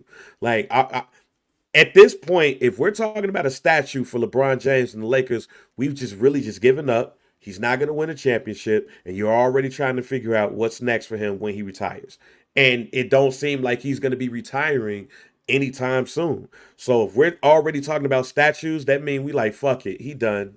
He's just here. And if that's the case, you mean to tell him he comes out with an intramural championship, a Western Conference Finals appearance, and we're about to get this nigga a statue? All right, fuck it. Let's give Eldon Campbell a statue then, if that's the goddamn case. Okay. No, hear me out. This is no diss. No. Hear me out. Hear me out. Here's why it's not wild. Here why it's not wild to me. Eldon Campbell went to a finals. I don't give a damn if it's with Magic Johnson or not. So let's give him one. Let's make sure James Worthy's statue is promptly placed in a good spot. Where's the Byron Scott statue? We got to Okay. No, you're doing a lot. No, hear me out. No, it's not doing. No, it's doing a lot by giving a nigga a statue or having a conversation about a damn statue when he has one championship and they ain't got nothing else after that. If that's ridiculous, this shit's ridiculous too. Like, come on, I know Eldon Campbell don't deserve a statue, but we're having a conversation about a statue that a nigga just won one ring. So, like, what is Kevin Garnett getting a statue outside of the Boston Garden? I'm gonna go even further. I think Kevin Garnett getting his jersey retired as a Celtic was an extreme stretch. That's cap. That's an extreme stretch. That's cap. No, it's not. As a Celtic, as a Celtic, no. As a Celtic, KG, Paul Pierce, and Rondo should all get their jersey retired. No. As a Celtic? What? Yes. Won the only ring in the past 30 years? Bruh, the Celtics level is supposed to be higher than that. That's what I'm saying. That's what I'm saying, Pav. What I'm telling you is that the level of excellence. I want you to pull up the people who the Celtics got their jersey retired and pull up them niggas was part of back-to-backs. Sam Jones, how many? Garnett, G. It's not about who's better, Pav. It's not about who's better. Jones was that dude. He was that dude. Let's not do the Rich Mitchman conversation, man. Let's not do that again. I'm not saying the man was hurt. It's not about who's better. It's Pav. It's not about who's the better player. It's about the legacy that those players who won 8 rings in a row, who won back-to-back. It's the legacy that these people brought. KG didn't do anything afterwards to determine that compared to the level that the Celtics have. I'm gonna close it with this, and then we're gonna move on to the next topic. This is the thing where I say with certain franchises, if Kevin Garnett and them played for the Bulls, and fuck you, Pav, I know what you're about to say. Yes, his jersey will go up in the statue in the rafters. For the Boston Celtics, no. You gotta do more. You're bringing the level of excellence down to satisfy an era because you want to give somebody something. He wasn't even there long enough. He deserved it, bro. He wasn't long enough, man. I don't think so. Okay, so we basically give it Kevin Garnett We're retiring his jersey because the shit he did with Minnesota. KG himself was shocked when niggas retired his jersey. Right. Them niggas called. That nigga called was like, "Well, hey, Lord. What? Oh shit, Lord." By the way, KG's jersey sign was top 5 funniest NBA behind the scenes video ever. This nigga, first of all, I've never seen a nigga who only spent 1 year in Chicago, actual Chicago. This nigga went to the fucking Celtics locker room calling everybody low, like ugly ass. He was going up to like Marcus Smart, and I'm like, yeah, that's some Chicago nigga ass shit, man. But let's move on to our next topic, man. Let's talk about the current Boston Celtics. First of all, man, look, the Cleveland Cavaliers and the motherfucking Phoenix Suns need to send a thank you note to the Golden State Warriors for last night, because people forget how they lost, especially with the way Phoenix Suns lost the night before to the Houston Rockets as well. With the way that these motherfuckers played, they got their ass whooped by 55 points. I ain't seen an ass whooping that bad since like Game 4 of the 1998 NBA Finals, I think it was, where the fucking Jazz ain't even scored 60 points. Like, it was that bad. And then you had Steph going up there with the damn, we used to do that to niggas too. Like that type of back in the day ass shit. You know what I'm saying? Like, you have that, the way they've been playing, they've pretty much just been on an entire different level. And then the champs, the Denver Nuggets, they have won a lot in a row. They are undefeated since the second half of the season started after All-Star break. And they went out there, beat the Lakers on LeBron's night, and now they're only a half game behind first place, behind Oklahoma City Thunder, and it looks like Jokic might be having a chance to get another MVP. My question for y'all, starting with Pavy, are we on a collision course for a Boston Celtics, Denver Nuggets NBA Finals, or which team that you think isn't the most solidified or as much sealed chance to get to the NBA Finals? Go ahead, go with you, Pavy. Almost, we should have got a Boston Celtics, Denver Nuggets Finals last year. Absolutely. But I don't know what the hell Boston. The Miami Heat. I don't know what the hell they was doing. So yeah, I mean, yes, to me, these two teams seem like they are the two best teams in each conference. I mean, I've said this even when they got Drew. Like the second they got Drew Holiday, I think Denver, Boston and Minnesota have the top 5 man, like the first 5. I think they have the best first 5.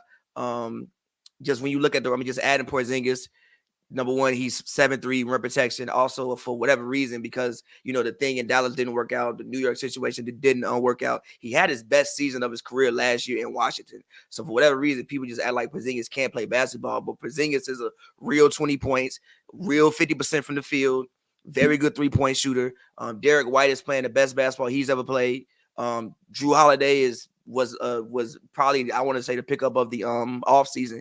It seems like Tatum is playing basketball well. Tatum's always doing Tatum things. Brown is playing well. But I will say this, though. I think that the Celtics are at the point where if they don't win this year, some things going to have to get, like, some serious shakeups are going to have to happen.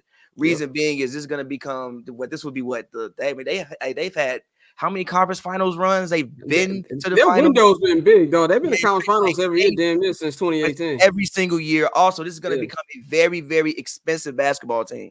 You're basically going to be paying two people $100 million because Jaylen Brown got 300. I'm pretty sure Tatum got the 250.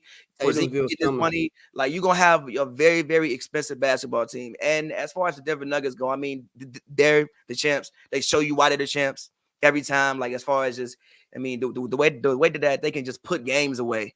Like, they seem like they have just another gear that they can go to where it's like, all right, let's be serious, let's win the game. And even with the way that they won yesterday, I mean, they were getting. I forgot Justin Holiday was in the NBA. They were getting quality minutes out of Justin Holiday with the way Jokic just makes everybody better. So, yes, in theory, I think we should get a Celtics-Nuggets series, but we should have got that last year. So, yeah. That is true. Like, that's why it's hard for me to, like, bet on the Celtics, because the niggas are frauds when it comes down to it. Like, that's the issue I got. Illy, from what you've seen, from these teams, especially this past weekend, what do you think about, are they on the collision course for the NBA Finals? Boston been doing this for the past 3 years, so it's really up to them. They really lose them. They beat themselves every single year. Even in that year they lost to the Warriors in the finals. I thought they were the more talented team. They beat themselves. I'm gonna give a hot take. I've recently. That's what we're here for. I've never been a Harden hater. I dislike the way that he done stuff, right? And people thought I was a hardened hater. He's become a much more efficient basketball player, not entertaining wise, but as far as basketball, I think the Clippers are going to the finals. That's my take. From your mouth to God's ears, so me and Pav can do some finals games. Listen. That was my pick. I think there's a correlation between the crumbling of the Hollywood entertainment industry and the rise of the Los Angeles Clippers.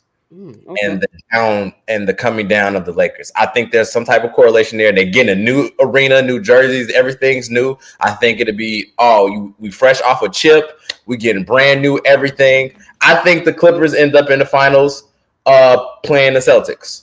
That's what I think. I think the Nuggets probably is conference finals. Nuggets. Wait a minute, Illy. So you mean to tell me you got your conspiracy? It's a conspiracy theory. I'm a script guy. I'm a good script.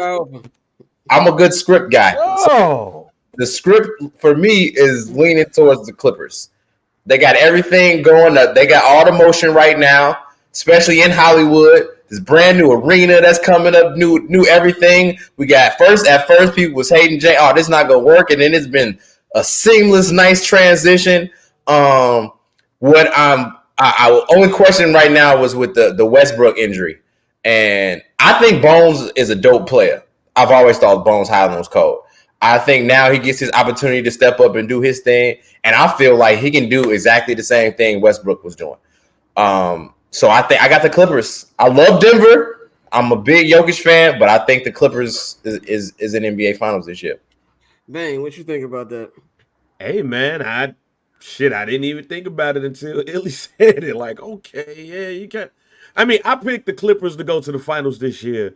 I just didn't know who was going to be in the East, but I think I had said Philly before, Embiid went down and everything. But it does make sense to put the Clippers in place of the Lakers to start, something new for them. Especially as soon as you open a stadium, you hoist up a banner. Like, how many times do we get that? I think the Bulls, did the Staples Center open with a banner ceremony? Yep. No, I didn't open with a banner ceremony, but it was the first full season they won. I didn't open with a ceremony. Okay, but United Center opened with a banner ceremony, correct? No, it didn't. No, it did. No, my United Center was 94-95. No, it wasn't. You right. Because the last year, the Scottie Pippen quit game, they were still at the Chicago Stadium. You right. Yeah, so basically it's not a lot of stadiums that open with a banner. That would be dope. Outside of that, I said this, I think this was last week. If Boston wins the title, they're getting two more. They're getting two more. Boston is one of those teams where I don't want them to win. Because if they win, they get a sniff of how to win a championship with the team that they got, how young that team is, how much things are stretched. It would be, if they win this year, it would be a disappointment. I'll say it that way. Speaking of the script, it would be disappointing if the Boston Celtics don't roll off a three-peat with this team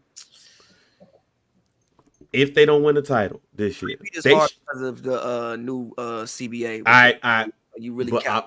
I'm going with Illy in the script. I'm going with Illy and how good this team is constructed, even though the salary cap thing. I don't know about three-peat, but I do think if they win, it's like getting the monkey off his back. Kind of like with the Nuggets had to do last year. The Nuggets were playoff frauds. But everybody, now the niggas look like fucking. There's no lead. It's safe. But Scott, everybody a little long in the tooth now. Like, think about it. Like, LeBron long in the tooth now. Giannis is almost there. KD is long in the tooth now. Like, let's be honest. Outside of, Embiid is always hurt. Who is the team that's set up to win multiple championships in these next couple of years? The Boston Celtics is the clear answer to me. And with everybody getting a bit older, it reminds me of, speaking of the script, the Bulls winning their first championship. Detroit getting old. Lakers getting old. Philly don't have anybody around Charles Barkley. The Blazers don't have enough to get over the hump. A lot of people said that Mike start winning them championships when niggas start getting old. Same situation here. I don't think KD, LeBron, or others is going to win a championship, in these next couple of years. And as far as the Nuggets go, I don't really trust them. Look at Orlando. I don't really trust them because I don't trust their role players. Boston got stars and role players. So I don't really trust that. I think they're role players. I think once they get KCP back, he ain't played. I think it's a solid. Who they really lose? They lost Bruce Brown, right? That's really all they lost. Bruce Brown in the role play department. I like the young dude. What's his name? Christian. What's the nigga who's Brown. Yeah, Brown. Brown. Christian Brown. Yeah, that pisses me off so much because that's not Brown. And I looked at it. I was like, his last name is Brown. All right, okay. That's how you pronounce it, but. We got a couple more topics before we start. Respect the culture with Larry Legend. He's in the green room. We're gonna bring him in about 10 minutes. But I want to talk about my next topic, man. I'm concerned about the fucking Minnesota Timberwolves. I'm a big Anthony Edwards guy. And not to say that I was like high on them to do anything. I'm actually fucking surprised they're like been switching between the number 1 and the number 2 seed for this season. But the thing that worries me about them is the last couple games I've seen them play against the big dogs, the actual contenders. They blew it at the crib when it was Timberwolves all access night. A-Rod had the Super Tan. 50 Cent was there. Motherfucking Stephen A came out, looked like he wanted to be anywhere but Minneapolis, and they lost to Giannis and Dame Lillard and all them as that was a big win for them to kind of get back on the road. And then last night, the way they blew that game against the Los Angeles Clippers last night, I'm kind of concerned about them for when the playoffs start, which is kind of like the same concern I have the Thunder, where I think they're a cool story. Now, I believe more in the Wolves more than I believe in the Thunder because they've been to the playoffs the last couple of years. And I kind of like the Wolves team better defensively more than I do the Thunder. But I'm a little worried about them. I think they could be primed for a first-round exit, depending on who comes out that play. And, I mean, you got Luka and the Mavs, Luka Kyrie and the Mavs. You got KD, Devin Booker, and Bradley Beal when he decides to play. And the Suns, of course, you got the Lakers and the Warriors. Pav, what do you think about the Wolves, their chance? Do you think they're just a cool story, or do you think they could be a first-round exit? I think they can definitely be a first round exit, especially when I look at the Lakers and the Warriors being the two teams. Well, if they stay at the top seed, I definitely think like if the Warriors or the Lakers, just based off their experience, if they go in and they play Minnesota, they can win just because Minnesota just isn't smart. Number one, I don't trust the coach. I still remember when they lost 2 20-point leads in the same game. I've never seen it happen before. That from that Timberwolves Grizzlies series 2 years ago, that was some of the worst basketball of all time. I still don't trust the coach. I know coaches get better. And one thing is usually in order to make the finals or be a great team, usually top 10 in both offensive and defensive rating. The Timberwolves are 17th in offensive rating. They don't score the ball easy enough. And I love Ant. But Anthony Edwards hoops like he thinks every shot has to go on his career highlight montage, bro. Yeah. Like Ant get the ball, do 16 dribbles, a step. I'm like, bro, I swear to God, you can get to whatever you want to get to easier. I think Ant is a guy who's still learning. And I don't know, it's like a weird team, right? Because you have like, you have a guy like Ant who I don't think is in his prime. Cat, I think he is who he is, but you have Rudy, you have Conley who's probably over the hill. So like what I'm saying is I don't know how long this can even last. Because, Rudy, I think Rudy's probably having one of the best years of his career this year, but Rudy's like 32 years old. Mike Conley probably got 2 years left to play. So yeah, just the Timberwolves. I love their lineup. I love their first six. I love their team. It's just that I don't think they play smart enough. I don't think they score the ball easy enough. So yeah, I definitely think that if the right team plays them in let's say they play Dallas in the first round. You can go home. You can go home. So having to deal with Kyrie and Luka for 7 games, God bless. You know what I'm saying? So like, yes, that is definitely a team where I'm like, I don't know about y'all. Yeah. Illy, just give me a quick answer, then we'll go to Bang. What you think about? First, I want to speak about the dribbling moves. I seen when y'all was talking about they was talking about the 90s players. These niggas that got no. Listen, 2 points is 2 points. Kawhi has no moves. Most efficient players in the league. 2 points is 2 points. And secondly, the Minnesota Timberwolves don't have a vet. There's no vet on that team. Respectable vet. That's actually going to be like, hey, you niggas doing some goofy ass shit. Pull it together. You know what I'm saying? There's no vet. And because there's no vet, yeah, they can easily lose in first round. Bang, quick answer. What you think about that? Shit, Illy said it. They ain't got no vet. I don't trust these niggas. Ain't got no Dale Davis. You Not ain't at got all. none of them. Real quick, last topic. Then Illy had a take about how he feels how the WNBA should get better. Then we're gonna bring Larry Legend up in here. Wemby Chet, man. First of all, big Wembanyama guy. Like I've been trying to figure out who's gonna be my favorite player when Steph retires. Of course, Luka has the title right now. But Victor Wembanyama might be taking it, bro. Like this motherfucker. We were talking about LeBron earlier, meeting expectations. Victor Wembanyama is everything they said he is. And I think what's even more impressive for me is defensively. Defensively, he's been like all over the fucking court, which has been incredible. And he's been great. And I feel like they even put this league average players around him. I know we talked about this last week. Well, you know, Pavy and Dante, like the roster's not that bad, but the niggas still only got 12 wins. Get better players around him, I think it'd be good. But Chet is dominating just as much, man. I really love the game they had last week, which should have been on national TV, but that goes to a whole other thing why the NBA got a problem. I think this is the rivalry of the future, and I think this is exactly what the NBA needs to carry them post LeBron, post Steph. Yeah, what you think about the little bubbling rivalry between Chet and Wemby? Because I think it's evident that Wemby don't really like this nigga. Nah, I think they both respect each other. And this is the thing that even started, I think, in the under 17 game when Wemby and Chet played each other when they were both 17 years old, and actually America won, but Wemby had a better game. I think they both respect each other. They both compete. I mean, in that game, in the first half, Chet was kind of giving it to Wemby, and in the second half, Wemby gave it to Chet.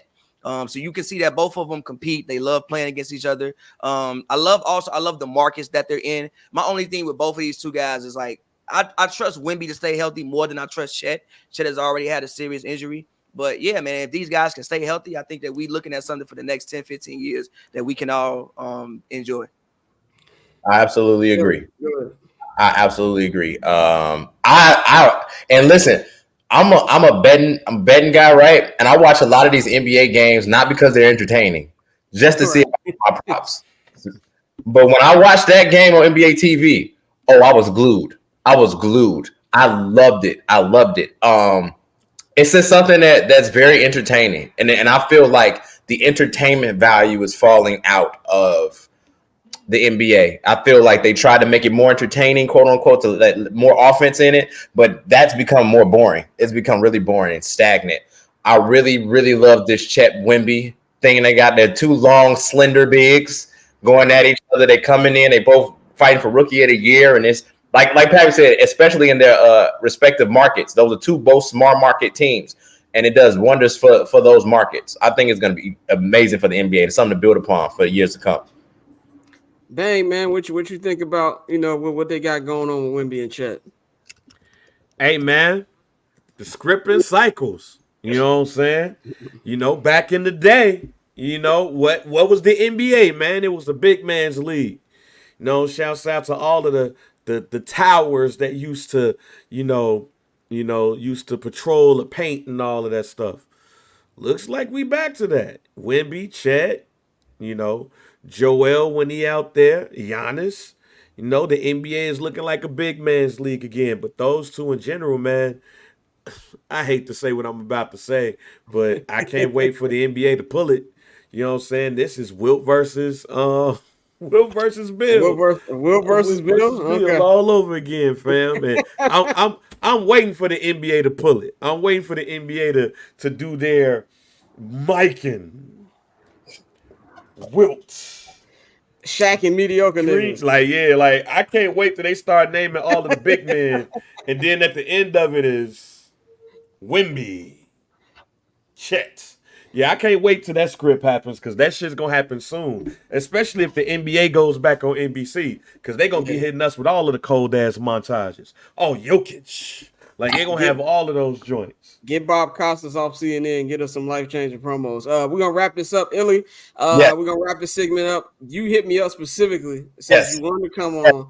You had a take about how you feel the WNBA can get better. I have because I've been talking to you guys about this for a long time. So first and foremost, what triggered this is I was watching Lexi Brown on Gil's Arena, and she was speaking about the WNBA and MPJ's comments about lowering the rim and things of that nature. But at the end of her rant, so to speak, she was talking about how even women fashion designers had no clue about like, oh, I didn't know it was girls like you in the WNBA that dress like this, right?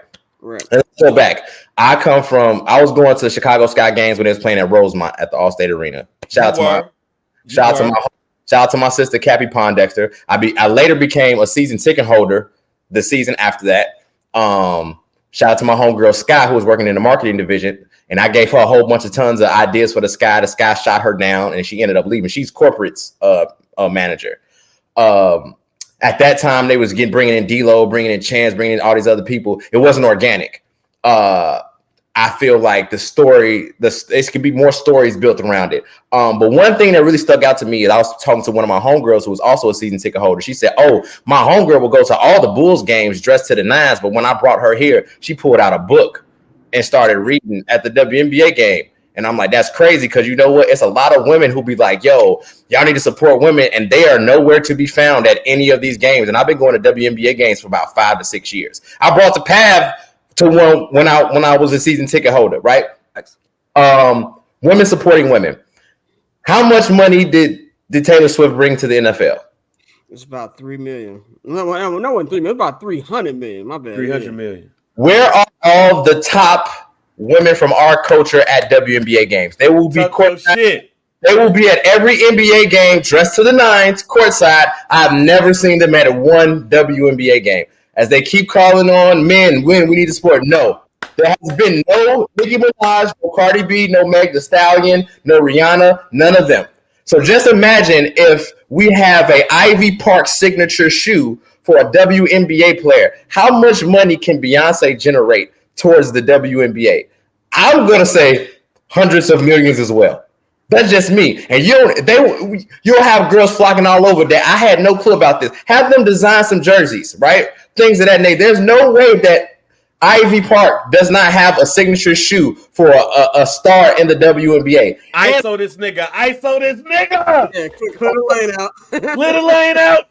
So on top of that, I've also been begging publicly, even people I know at Mitchell and Ness, there needs to be WNBA throwback jerseys. There needs to be a culture surrounding the WNBA that makes people want to fall. Again, the storytelling, the storylines, and things of that nature, it's really not there. And when they try to force it, we know it's not organic. Key point, when I was at Chicago Sky games during that finals run, right, all of the Chicago celebrities started popping up. And I feel a way about the Chicago Sky because they treated me a certain type of way once all the celebrities. Once celebrities showed up, right? Everybody was sidelines. Where was everybody at the next year? Nowhere to be found. None of them people returned for the next season. It wasn't organic.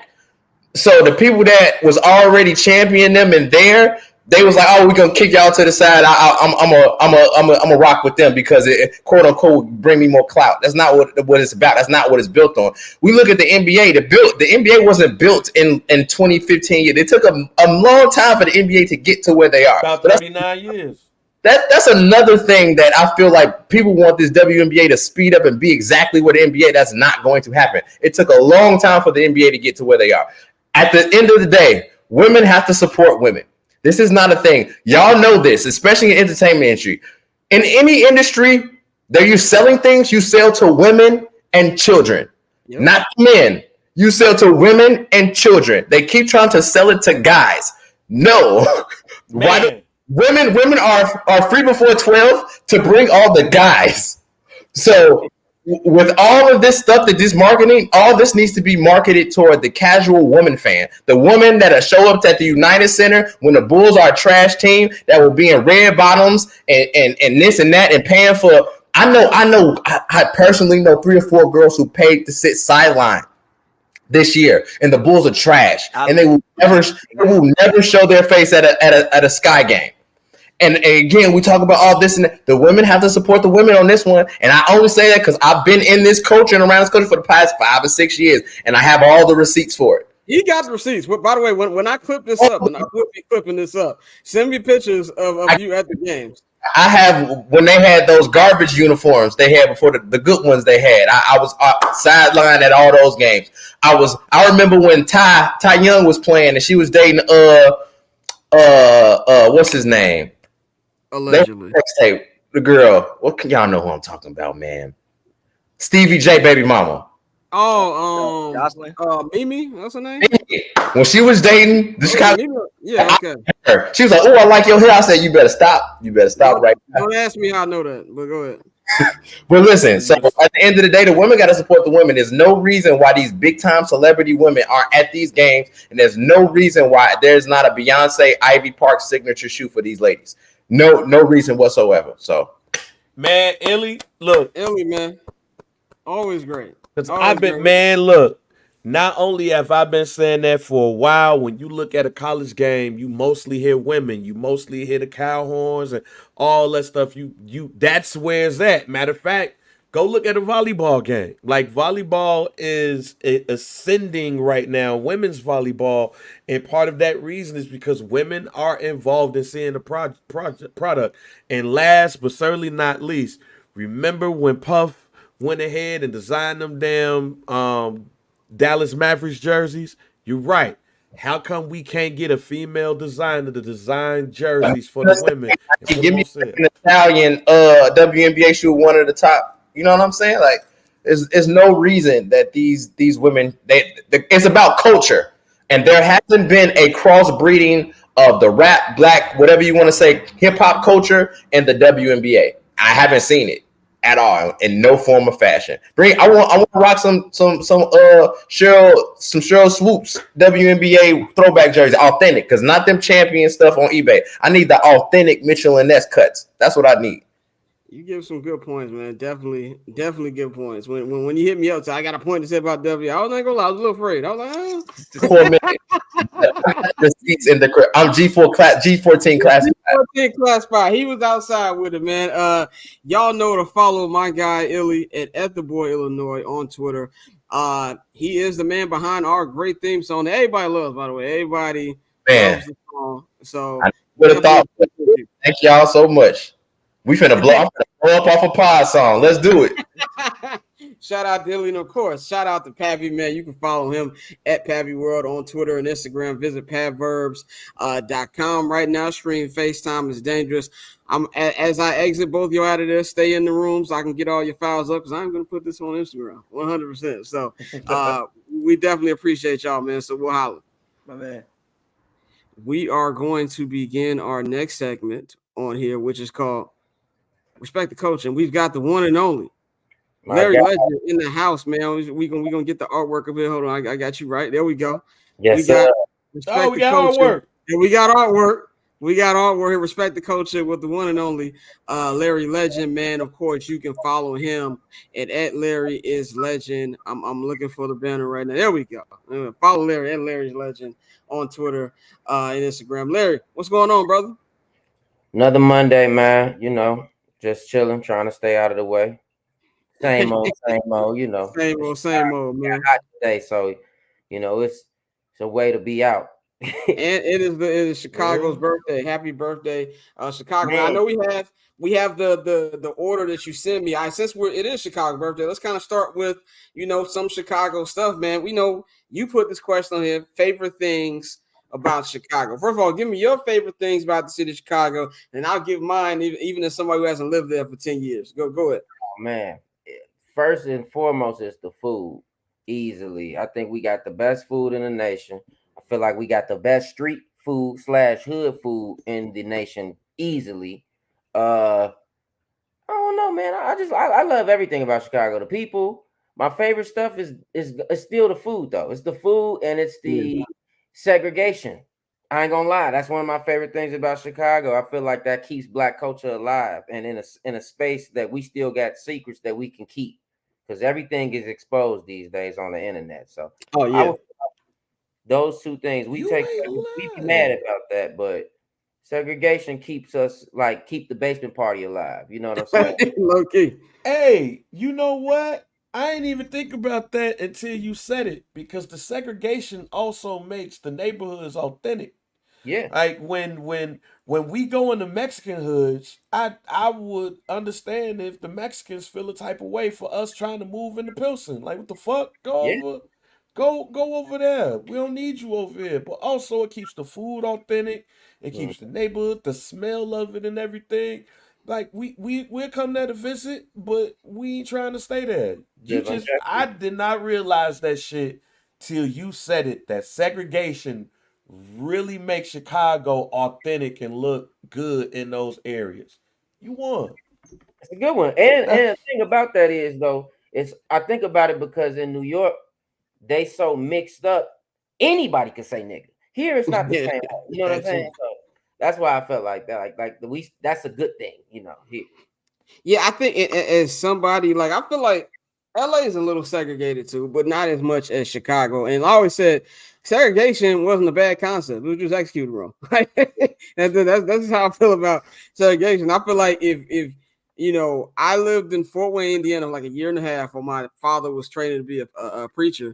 And then outside of that, I never really saw white people until I got to college. So that was like, you could really be in Chicago and move that way. But as somebody who hasn't lived in Chicago in your team, even though I damn near been bi-coastal last 2 years covering the Bears. Like I damn near be in Chicago second half of the year. But one thing, the food, number one, and I know LA natives kill me when I say the food is trash. I've upgraded from trash to it's just okay.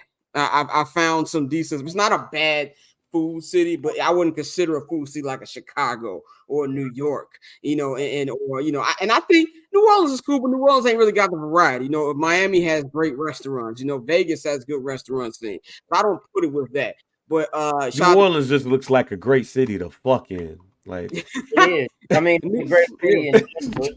Great city to have sex in. Like anytime I think about New Orleans, I think about like sex in a musty hotel with the fan going and shit. You and your bitches just naked as hell, laying there with the cover half over you with a smoking. The hotel they did the Tupac Temptations video in. Yep.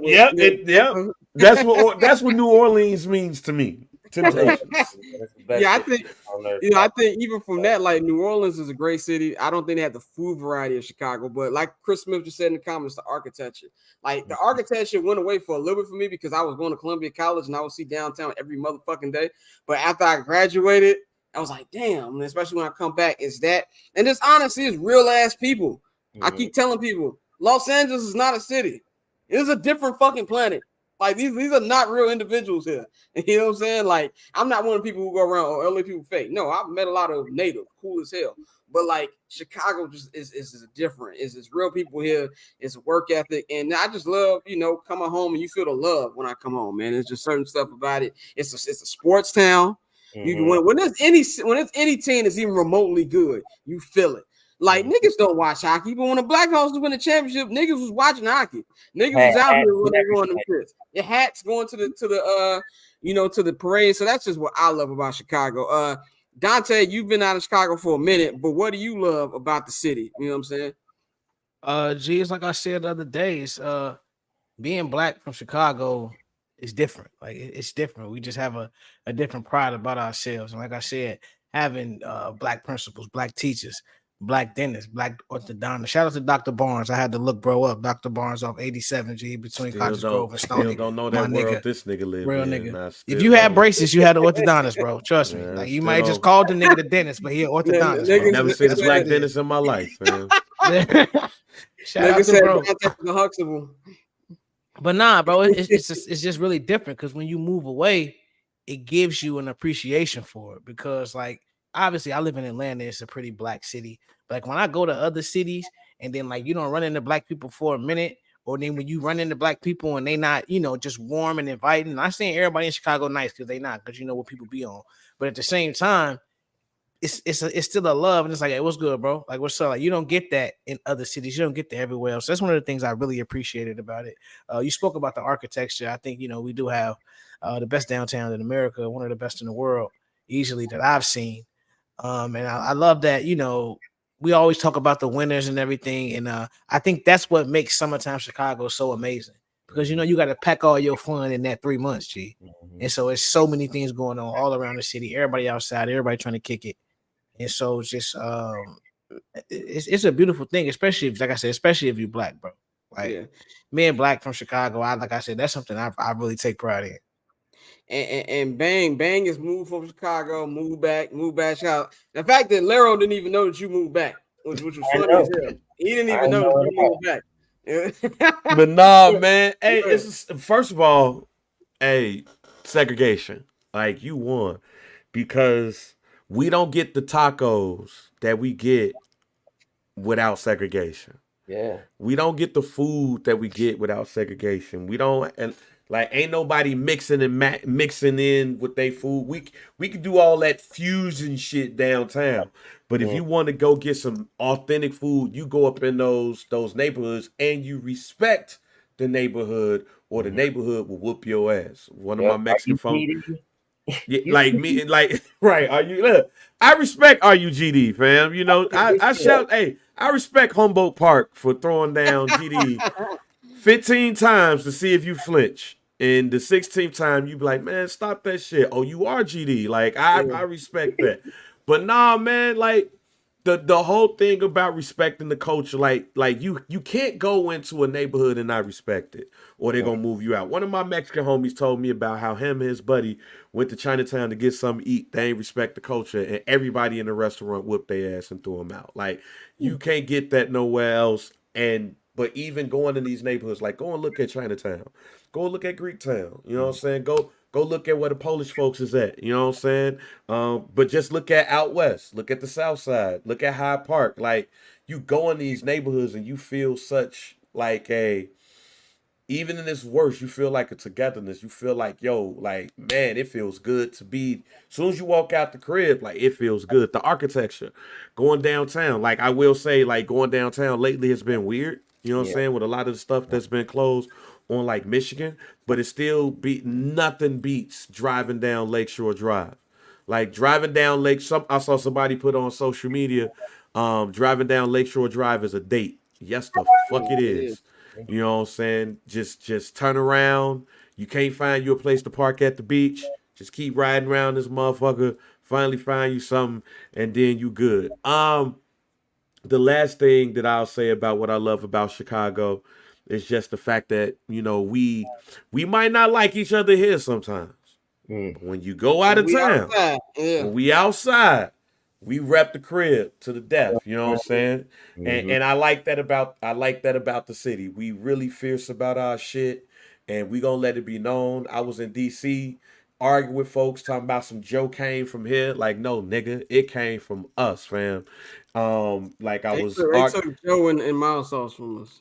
Yeah, and bullshit mumbo sauce. Yeah, bullshit mumbo sauce and shit. You know what I'm saying? Like, nah, we got mild sauce over here. You know what I'm saying? The food. Our food is way better than y'all's. Y'all could keep these crab cakes, fam.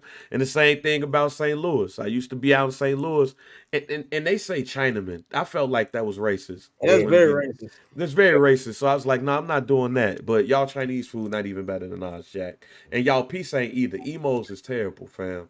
I can't go to none of these places no more after they see these videos. But you had to say what it is. But I had to say what I had to say because I'm back at the crib and ain't nobody gonna do shit. We're gonna pivot back to Chicago in just a minute. But Lero, you had one thing I love when you be on Twitter, bro. Sometimes you say something and then people just be on you for like, oh yeah, they get on my ass. And you just had a little toss up about Mr. Michael Joseph Jackson. So I'm gonna give you the floor and tell me what happened with that. All right. So my question was really I was smoking blunts like I always do, and I just tweeted it. I was just like, look, do y'all think I forgot exactly where it came from, but I started thinking about how big Michael Jackson is. I think we was watching something, and it was, I think, like he bought a car when he was like 18. He bought a Rolls Royce to learn how to drive to take a chick out on a date. And I was just thinking about how much money this man made and spent, because he spent so much money. That one video when he had the interview and he was in Vegas buying all those $40,000 items, 60,000, like he was just going crazy. And it was like, would he have made as much money? Like the way that people idolize him and look to him. I'm not gonna say look up, but just look to him over the world. Though we talking about so many different cultures. My question was, do people think his appearance had anything to do with that? And as far as like his popularity, I think when it came to Michael Jackson might be like the most famous person after Jesus Christ, bro. Yeah. Like, I don't think 100%, nobody 100%. ever gonna top what he's like his fame level. Like it's people who have never seen, who's just born and they doing the moonwalk and they watch his videos and they got a glove, and it's just like he got so many people. And I feel like with the way we look at racism and everybody get on the internet, everything's racist. You don't think that him looking a little white had anything to do with how great they viewed him and tried to put him up? I use the word polarizing, and I shouldn't have, because I think what I might be thinking of fascination more so. Like polarizing is definitely Mike, because it was a divide in his what you thought of him. But when it came down to, like, Michael Jackson made me feel like every time I look at Mike or watch a video or see something, I think about when I was a kid. He was like the real Mickey Mouse, like the real live Mickey Mouse in my face. But they tried to ruin that, telling me he raped kids and stuff like that. And it's like, that's a part of the thing. So people say, well, because he was black, that's why they threw that on him. And I'm like, yeah, but he still surpassed. Like, as much as we try to put that on him, it's still kids born today, like I was just saying, who do the moonwalk and who, you know what I'm saying? So like, I'm like, you know, you see black people go to Asia and they get taken, people take pictures of them all the time.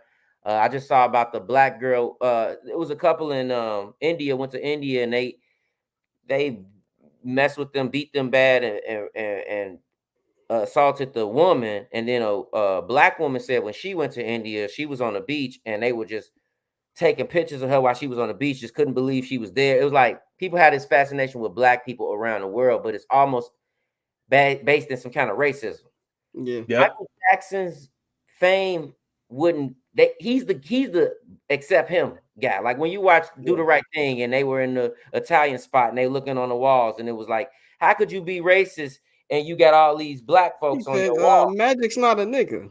Yeah, he's not a nigga. Michael Jackson is not a nigga to a lot of people.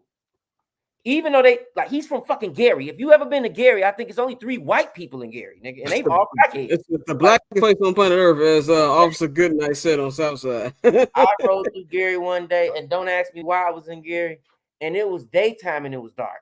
Yeah. No street lights. Yeah, Gary is Junior Detroit.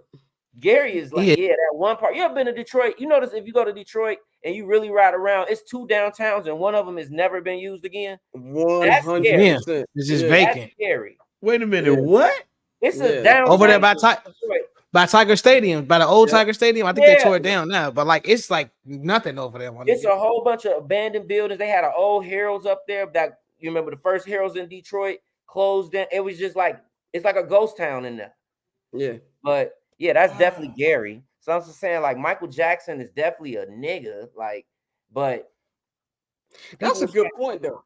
People was trying to argue with I think they didn't understand what I was trying to say, because it's like I'm really saying, like, these people are so racist.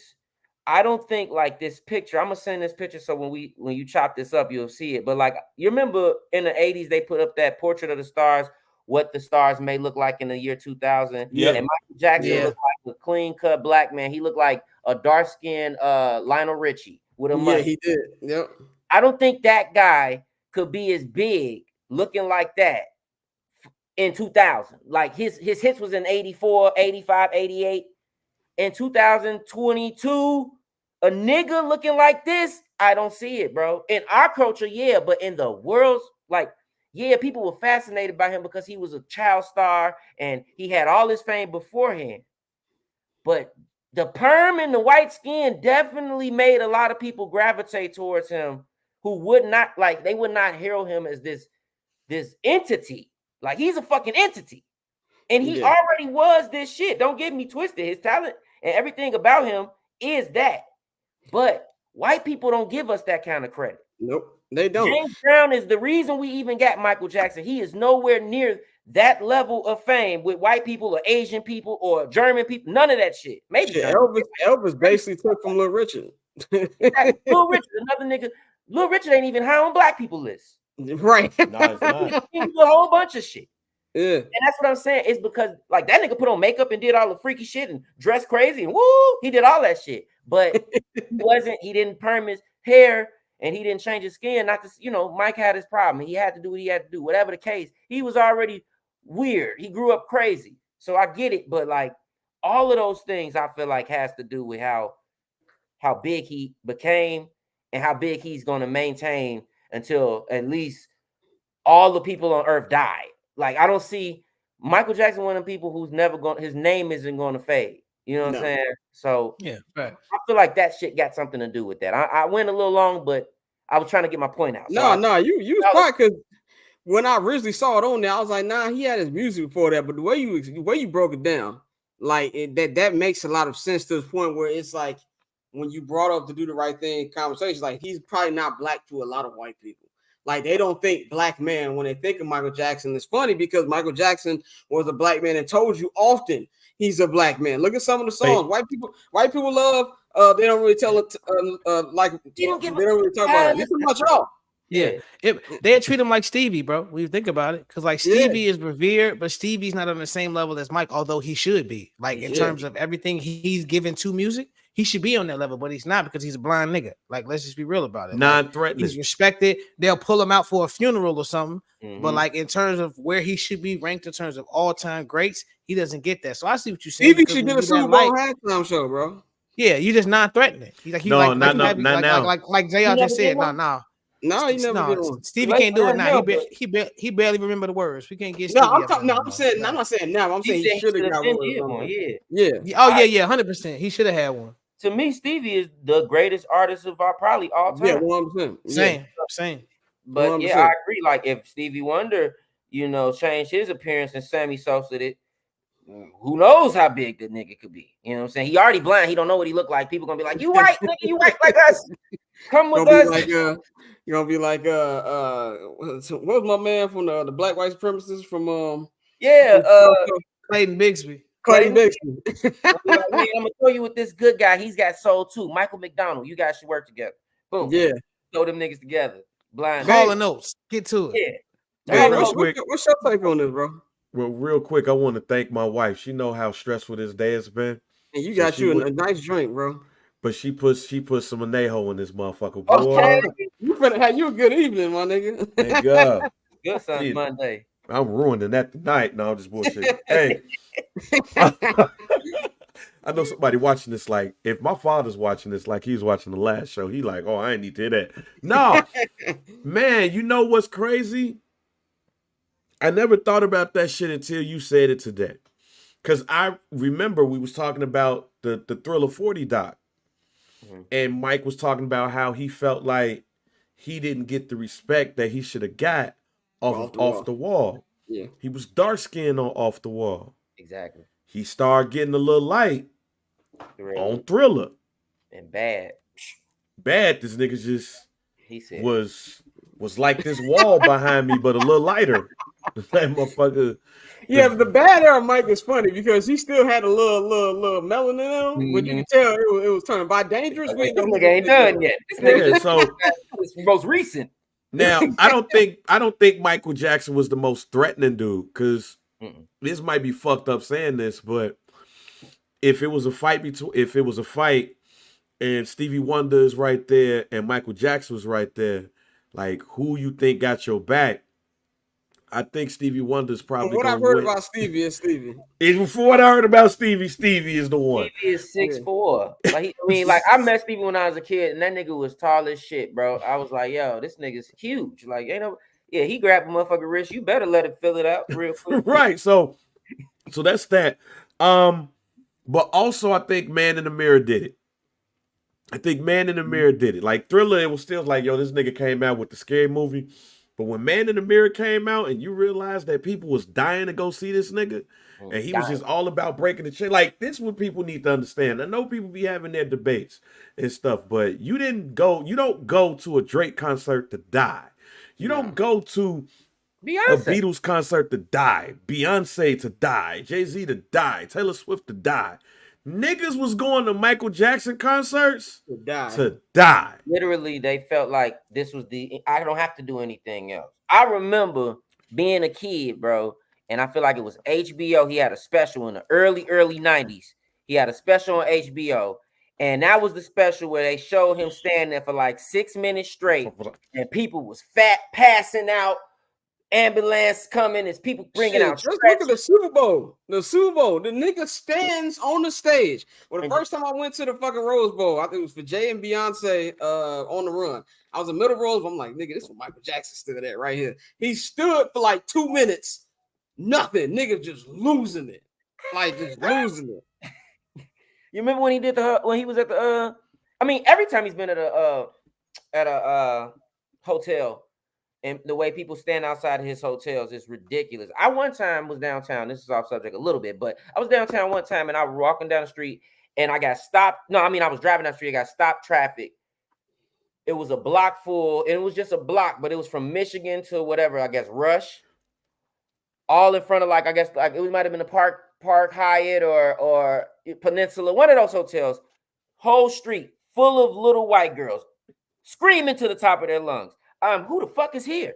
NSYNC is fucking 50. What the fuck is going on? It was for Justin Bieber. Whole street. I swear I never seen as many people in that. We all go to that street. We've been down that street a million times. This is not even a big street. It's probably like, it felt like 10,000 people. It felt like Lollapalooza on a street. And to see like Michael Jackson go outside of his room and show out, and it's a whole courtyard like as big as Millennium Park, full of fucking people waiting on him just to see his face. Niggas it's like the Bulls won the title and shit outside that nigga hotel. One night, and he is going to kill. He's probably going to sing for 2 hours, but he only there for a night. This is the king of everything. This is the king of everything, bro. He's the king of everything, bro. Like I understand everything about Michael Jackson. I just feel like white people would not understand everything about Michael Jackson if he didn't look a little bit like, you know what I'm saying? And the Asians too. Say them too. Yeah. That's a good point, man.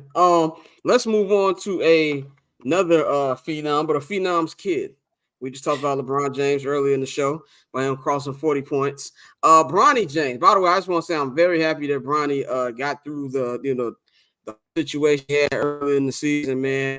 The kid, I believe, I'm just gonna give my take on it, and I'll give it to you, Lero. I believe he's a good player. I've always said I don't know if he was going to be NBA caliber, and I always felt if the NBA team did draft him, it'll be just so they can give the LeBron James farewell tour. It would be a business perspective and not because they're legitimately interested in the kid. And LeBron has said himself that I did him a disservice by naming him LeBron James Jr. Granted, LeBron was like 22, 23 when he had him. Like he was young. So, whatever. But my thing is this: when LeBron says, and I understand he's been a protective father, just let the kid be. Stephen A. Smith said this. I said this on halftime last week on the Patreon show. My nigga, it's your fault. It's your fault. You're the one who said, he better than a lot of these niggas playing in the league. I would love to play, things like that. You have nobody to blame but yourself. And honestly, I believe some of these reporters have not said what they really wanted to say out of respect for LeBron. Dead ass and they jobs.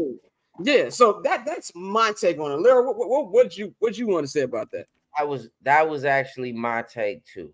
You cannot sit up and say he's in college, let him be a kid, and then 2 months before you say he's better than a lot of players or a few players in the NBA. He should be playing. He could be in the NBA right now.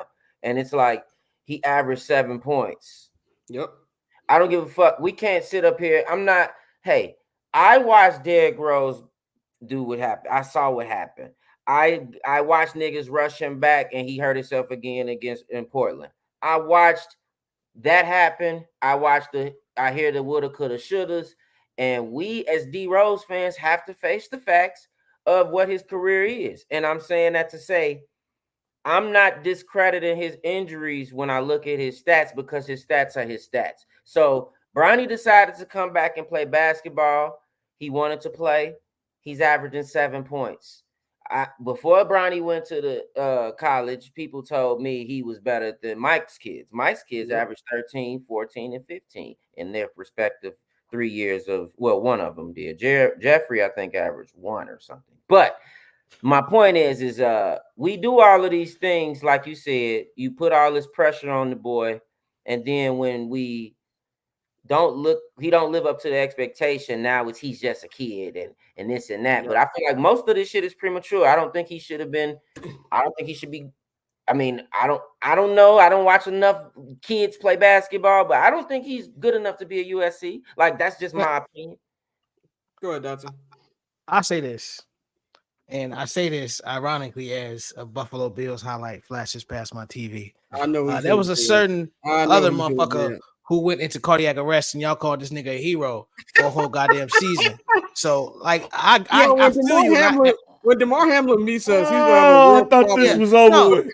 But no, it's not. But here's why. This the only reason why, G. Because like I feel you, and I do believe that LeBron has a lot to do with the issues. But like the nigga went in cardiac arrest, bro, and like he's only playing 20 minutes a game. So I think like if you listen to a lot of people who was real about Bronny, like Bronny's best case scenario is to be Josh Hart, stay in college 4 years, get drafted, and be a role player. Like he was never gonna be a superstar. None of that shit. Even I just watched some earlier today with Stephon Marbury talking about it, and he was like, "No, Bron, he's a hooper and he can be a pro, but y'all got to let him develop." And the nigga going into cardiac arrest before the season started has slowed his development. So I think it's one of those things where you got a lot of folks who are, they was waiting to jump on this nigga. I agree that LeBron has a part in the pressure off the name, off everything you did, off tweeting. Oh yeah, he better this. Like that was dumb. Hey, man, at the same time, this nigga had a very serious injury before the season started. So if he leaves, if you telling me if he leaves the NBA to go early, because Rich Paul did come out talking about if he do leaves, it's not necessarily about the draft position, but it's about the team, which basically lets us know that he would rather go to a team that's going to be being picked in the back end of the first round. But if he comes out early, he like Rory Sparrow or some shit, like Bimbo Coles. But if he stay for 3 years, he could be like Josh Hart or some shit, Brunson. Because I mean, when you look at how he was playing, like I don't even like saying at the peak of his powers, because we never seen him really cook like that. But like when he finally started getting the hype and getting the publicity, it was about his basketball IQ, his athleticism, and he could shoot. It was never he was going to be a superstar. Because again, you got to remember, his little brother is the one with the hype. That's the one we need to be talking about. His little brother is the one I think he like 6'6" already. And Bron know that too. He brought up, I think it was Ramona Shelburne, or no, it was Windhorst. Windhorst said, LeBron has also said he's looking to play with his son. Didn't say which one. Could be Bryce. Nigga already pivoted. Oh, no, let's be clear. Bryce and Melo's son, them the ones. Bryce son, Melo's son, and Bryce Cayenne and Gilbert Arenas' son. Them the ones you need to be watching. Yeah, I love how Cayenne was like, "Oh, I cook my pops." Like he finally getting that confidence. Mad than a motherfucker. Yeah, like Cayenne finally getting that confidence. He doing that shit the right way. Melo wanted to say, "Fuck my son. I beat my son." He told Mero, he said, "No, it's because my son." But fuck out of here, Kai. Where the respect at? Where's the respect? Man, this Bron situation. Hey, first of all, hey, you was wrong for that shit. All right, let's leave DeMar. No, man. You're right. I don't even want to get started. Go ahead. But no, man. Hey, that frosty ass handshake that Stephen A. Smith got from LeBron James is squarely because LeBron James was wrong in that situation, and Stephen A. was right, and he didn't want to look that man in the eye. Yes, Stephen A. I don't agree with Stephen A. a lot, but on this one, I totally agree. You jumped out the body about your son, and he's not performing at the level that you put the expectations at, because that's what you put on your son. This is why this is one thing that I used to tell my mother I hate. Don't come around family and bragging about me. All right, don't come around talking about how your son get all A's and shit, and how his Iowa test scores was some of the highest and all of that shit, because you're telling this around family members who kids probably ain't doing that well in school, and they like, man, fuck you and your son. And that's how some people feeling about LeBron James and Bronny James. Fuck you and your son. You said that your son was gonna be this, but he ain't that. At a school that's not a traditional basketball school. So when they look at USC, they're not looking at USC like Duke. They're not looking at it like North Carolina, UConn, shit like Houston and Marquette and all of these. You looking at USC as a school that you should have balled the fuck out at. You're not even thinking about USC like you would at Ohio State. You're looking at USC as a non-traditional school, basketball school, that if you go there, you're probably going to see more success and more playing time than you would at a Duke. And he's not 7.7 a game. Niggas got drafted scoring less. I get that. However, because that's your son and where your son went at, the expectations is higher.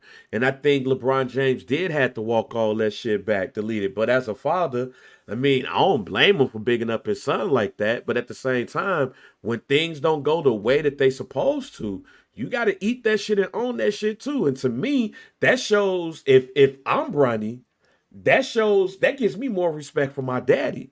Because then, that means that my daddy probably wasn't lying about my talent when he says, all right, man, he had the heart ailment. He got a lot of ways to go. He could come back his next year and things get better. Not, oh, man, y'all should lay off and all that shit. No, it's your fault. We own it. Yeah, he should have left that shit to the group chat. Basically. Low key. Keep that in the Banana Boat Brothers group chat. But one last topic, and we're going to get you out of here, and we're going to wrap the show up. We're going to go back to Chicago, man. You said that you saw Lou Will's podcast about some of the best players in Atlanta. Tell us about that. So I watched a clip of Lou Will basically saying that him and Maya Moore were the best players to come out of Atlanta. I just want to say first before we start, Lou Will, you were not the best male player ever to come out. Told you that. I know you a king out there. I know you the king of the strip club wings. I know you the man. 2 girlfriend man. I get it. But come on, Walt Clyde Frazier. Damn, it was somebody else I had. Dwight Howard. Dwight Howard. Come on, dog. Like, Dwight is not better than them niggas, bro. However, Maya Moore is better than both of them niggas, probably. So, saying all that to say, who do you all think are the best female and male basketball players to come out of Chicago? Goddamn. Okay, I got a question for you. Does this person have to be strictly from Chicago or the Chicagoland area, or actually from the city? See, and this is why I think if we're gonna be real Chicagoans about this, they gotta come from Chicago. Now, when I say that, I feel like we can take D Wade. Yeah, he was on 59th and Prairie though. Can we? Yeah, I was gonna say Candace, but since she was in Naperville, I'm glad. You know what? I respect Candace. I don't know if y'all saw her 30 for 30. She said, "I'm from the Chicagoland area." Yes, I saw glad that. she clarified that. She said, "I used to go up there and hoop too." She did say she used to go up there and hoop and shit in the For me, best Chicago player. Male, I think it's got to be Isaiah Thomas. I kind of want to say D-Wade, but I'm going to say Isaiah Thomas. I'm going to say Zeke. And then female, I'm going to have to go Cappy. I'm going to have to go Cappy Pondux for them two. That's who I would go. Yeah, because, I mean, with women, you could really, it's Cappy or, Yolanda Griffin, I'm sorry. That's JaVale McGee. No, it's JaVale McGee mama. Pamela McGee. She's a gold medalist. She's a champion. She's probably she went to USC, right? Woman. Yeah, she went to SC. Cappy up there, but I think she's done it on every level. So it'd probably be JaVale McGee mama is the best female hooper from Chicago. And male, when you put it to strictly city limits, it does change the conversation because you got a lot of mugs from around the area. But I would say I'm gonna go Zeke. I would go Zeke. I'll say this: Zeke is the best, but I've never seen a phenomenon. Like, granted, because he's my age, like Derrick Rose. Like Lero, Dante, we were all in high school when that nigga was when he would come to Curie and bust our ass. It was like a man. I was at that fucking Oak Hill game that Dickie V was calling, nigga, at the UIC Pavilion. Nigga, I remember that shit. That was an era, bro. Yeah, because I'm about to say, because that's when I was at the Wood. Well, yeah, I went to the Wood, so we was good at basketball. I think we went downstate either 2 out of my 4 years or 3 out of my 4 years. But we would skip our games to go watch D Rose. G. Like, it was like, who we playing? No, fuck that. It don't matter. We going to Simeon game. Yeah, Zeke could be my pick for the males. Not just because he's from the West Side and everything, but West Side is lower than Zeke. My mama don't let me say nothing bad about Zeke. Yeah, he is a king still out there. Even though they Mike, Zeke don't play about Nigga, Zeke. my cousin ended up on Zeke's Instagram page, and I called him like, "Yo, you knew Isaiah Thomas growing up?" He was like, "Man, do I?" I was like, yo, why you ain't never tell me this shit? Like, I was really legit upset. Like, why you never told me you and Isaiah Thomas was friends, like, growing up? Like, you a liar. Like, I felt like he lied to me all his life. But women, man, the two names that come up to me is Yolanda Griffith and Cappie Pondexter. But I think I'll go with Cappie because the longevity in her career, even though it came at a different time. And she was smaller. She was a guard and everything. Yolanda was out here beasting folks and stuff like that. And then plus Marshall, like, man, like, yo, like you if you was a woman coming out of that program, you was gonna come out there knowing how to play ball. So I think I'll pick Cappie for the ladies, and Zeke. Yeah, Zeke for the fellas. You know what I'm saying? I'm gonna give you my two, and since everybody picked Zeke for the one, I'm gonna have to go with D Wade. Like you said, honorable mention is gonna be D Rose. He's definitely if he never got hurt and was able to continue what he was doing. Like, he won an MVP and he wasn't even in his prime. He was number one team in the league with some of the worst, like, and they was some good players, but the team put together made them good. But those guys individually needed that team. I think he had a better team his rookie year when we had Kirk and Ben Gordon, and we just had to figure that shit out. But anyway, I'm saying D Wade is my one. And the reason I'm gonna take him over Zeke, let me just say, is because I feel like D Wade was the better player on the Heat during those times in the championship. It takes a lot for a guy to win a championship for a franchise that just started probably 15 years before he got there. He wins a championship for them, then hands the keys over to somebody else, and he was still good, and he was still in his prime. And I think it take a lot for that, especially when they, you know how the shit went. The 2011 shit, he was the best player. It didn't work out because everybody else didn't come to play. He had to get in LeBron's face and tell the man, look, nigga, this your team now, whatever. And I think that takes a lot of pride. We all have our thing that we feel like we the D Wade of. We the this is our shit. You know, I'm sure you feel like that about Barber's chair. So I know if somebody came in, if the LeBron James of sports media came in to sign with you, and it's gonna take a lot for you to take that back seat. But it's for the better brand. And I feel like even without that shit, D Wade, like, I'm mad. I don't think we ever got D Wade versus LeBron. We didn't. In the playoffs. No. We didn't. I don't think we ever got that. But we did. To be able to do that type of stuff definitely puts him up there. I mean, Zeke is, I was gonna say Zeke if everybody else was gonna say something else, because Zeke is that, you know, we don't talk about him enough. And the women's easily Cappie for me. There's no question about it. If it was a Chicagoland area thing, I think we all would agree that Candace Parker she's the best to come out of Illinois, female-wise. Best to come out of Illinois basketball-wise, it's still going to be D Wade or Isaiah Thomas. It doesn't make a difference. But before y'all move on, like, I look at people like Mark Aguirre, King. Like, we don't talk, like, there's players like Mark Aguirre, Terry Cummins, for some of the issues that they had in life. Like, I remember Prosser, because I went to Prosser. I remember when Leon Smith, and King and them, like, played them in the playoffs, and like, they kicked our ass. And, like, that whole entire team, like, really, like, worked us. Like, Amari Sawyer, like, players like that. Even at Prosser, like, Marquis Perry.